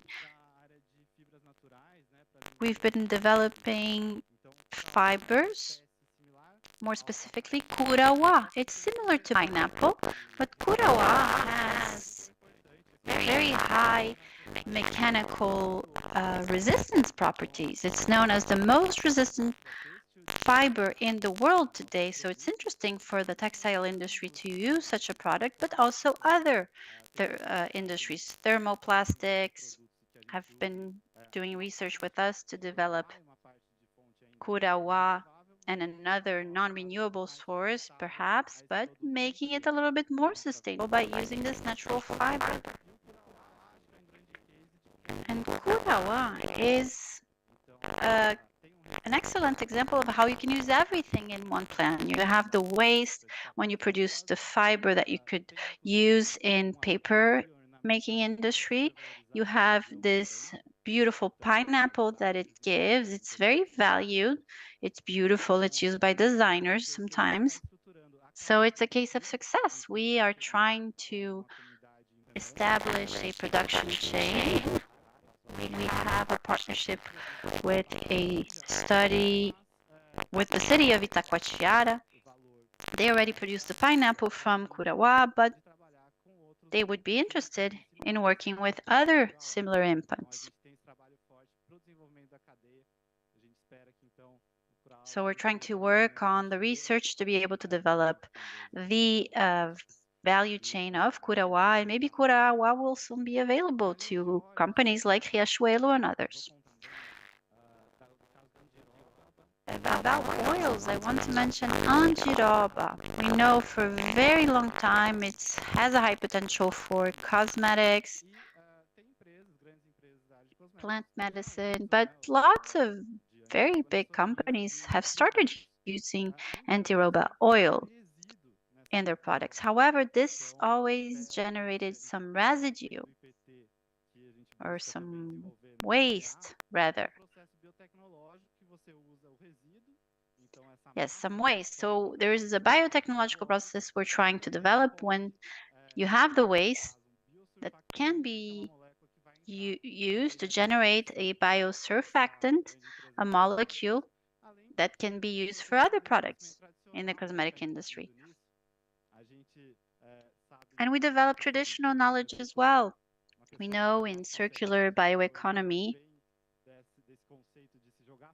there is this concept, well, currently in our society, there is this concept of buying something and throwing it away. But in the case of these products, traditional knowledge shows us that we're able to use all of it. And we try to add all this traditional knowledge as well to try and have new ideas about how to use these products, how to develop them, and how to find better solutions. Another case which is being developed at CBA is to use the waste from tucumã. I don't know if you are aware of tucumã. It's a fruit from the Amazon. It's much consumed through xiscabosquinho. It's this delicious snack. I recommend it if you go to the Amazon. So you have tucumã, you have a specific type of cheese, and fried bananas. It's very much consumed, this sandwich. It's delicious. And tucumã generates a lot of waste because of its seeds. And we're trying to develop biodiesel from tucumã seeds. So through waste and through research in all these different fruits and plants that we have, we're trying to find other uses to add even more value to what the forest already has. So this is what CBA is developing. We hope we will have partnerships with public authorities. The Brazil nut value chain you've mentioned in Amapá is one that we can develop. We know that Brazil needs to export more Brazil nuts, and CBA is going to be promoting certification for this input so that it can be better exported and better sold globally. We want to work with the productive sector, develop solutions, integrate all the biodiversity we have in Brazil, specifically in the Amazon, and basically that's the role of CBA.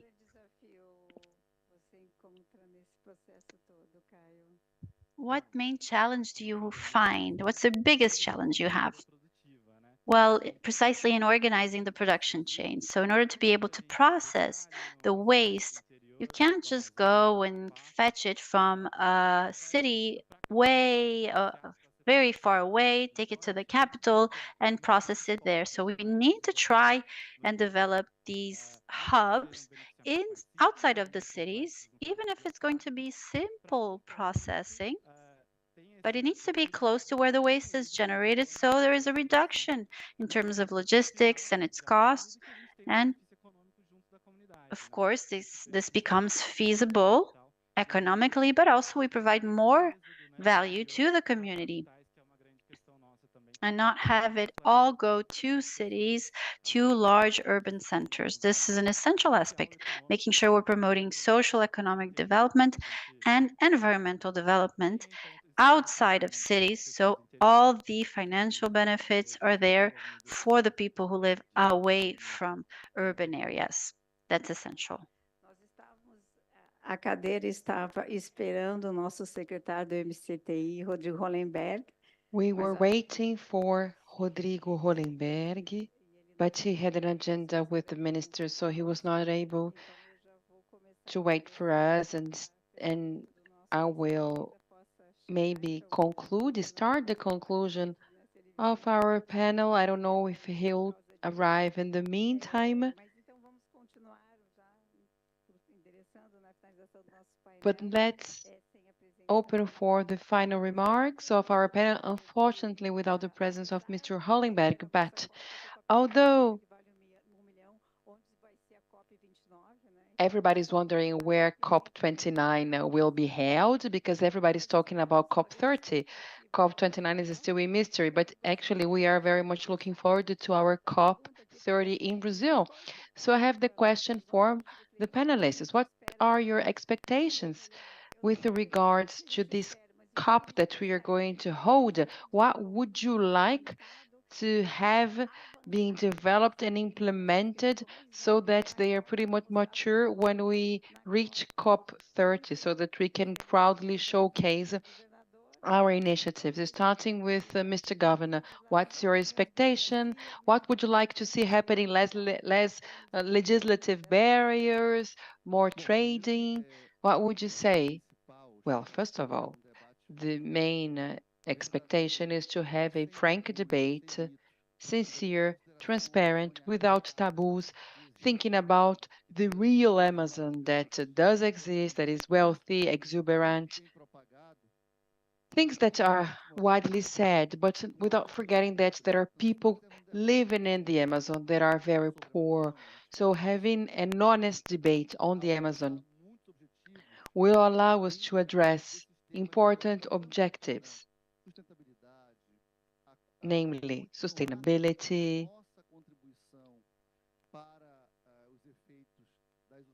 contributing to tackle climate change. And I also have some specific expectations. One of them is that we can start now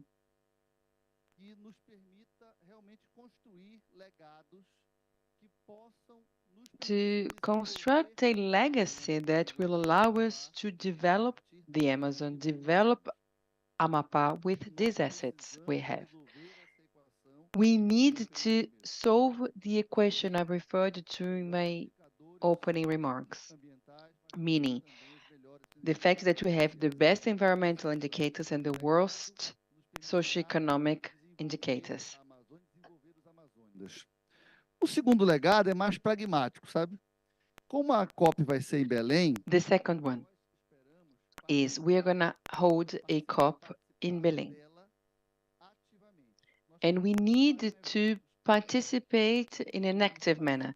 We want to contribute through events. We want to bring events during COP because we are 35 minutes away from the city of Belém.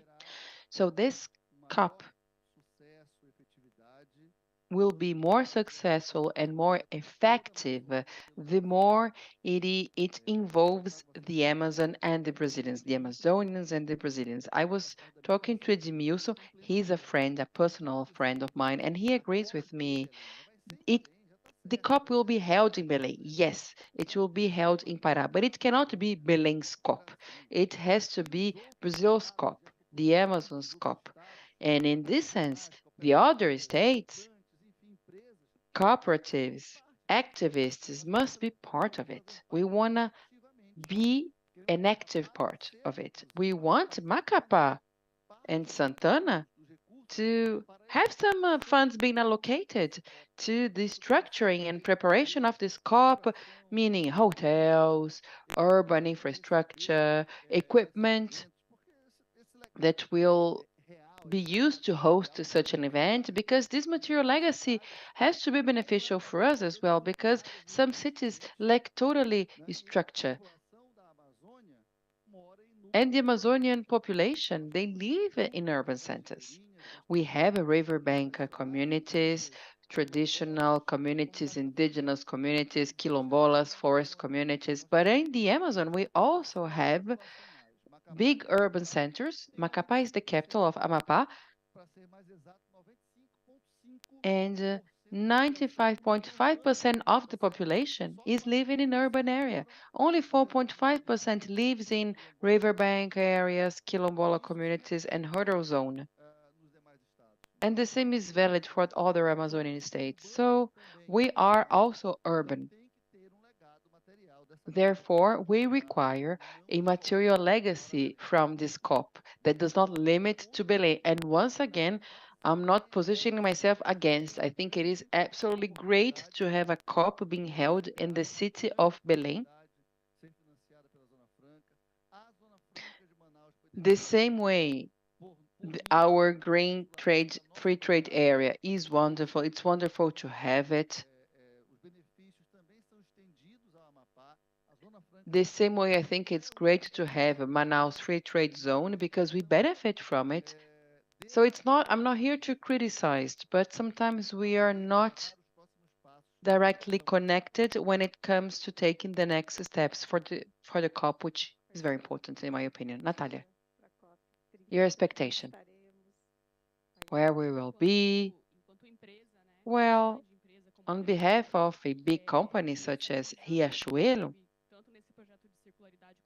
we learned a lot with past projects such as the circularity one. So we learned that it's very important to work in networks. So networks of companies, providers, suppliers. It's important to carry out work jointly because we have a common objective. Therefore, it is very important to work together in networks so that we can fulfill the targets. And once again,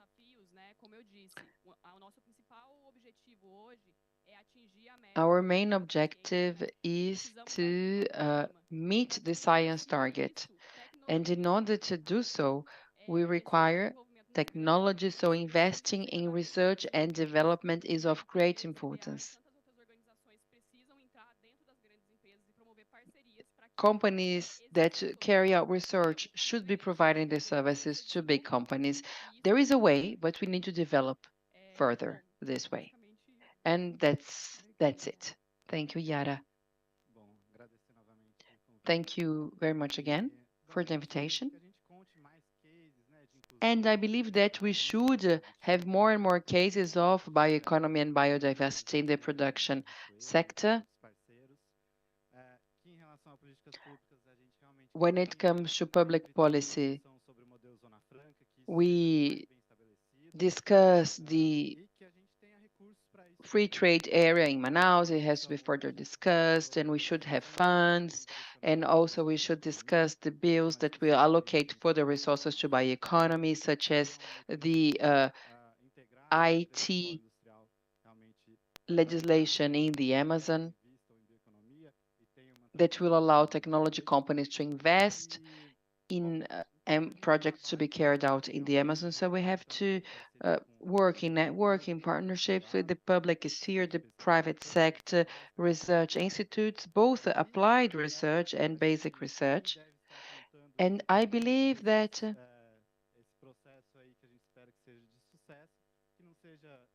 all this preparation is not a preparation that will be carried out by me, by the governor, by the companies, but the beneficiaries of the bioeconomy, so representatives from cooperatives, from associations of producers, so that they can come and tell about the socioeconomic development they've attained in the areas where they live and work, so that we can effectively promote the standing forest.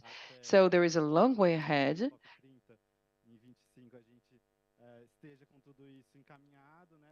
Maybe we won't have everything solved and ready by 2025 when we will hold COP30, but that we advance a lot. That's what I hope. So I would like to talk about my expectations as well, because today in the panel, we discussed development and innovation, and we mentioned the three-party initiative that puts together government, private initiative, and science and technology and innovation-based institutions. Because without this consultation of efforts, we won't advance. And it's important to bear in mind that the number one objective is to ensure a decent life to everyone. Brazil has this challenge to overcome, which is social inequality, and I couldn't agree more with you, Mr. Governor. We do need to improve socioeconomic indicators and developing the bioeconomy is one of the ways forward.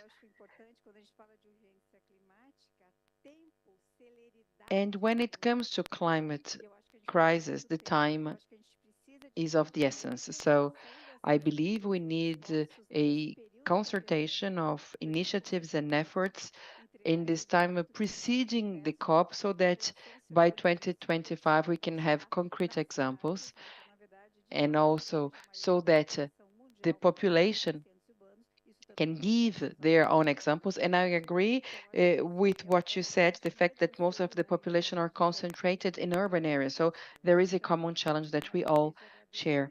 So once again, I'd like to thank you very much, Mr. Governor Yara Caio. Thank you for your presence, for being here, and our panel is closed. Thank you.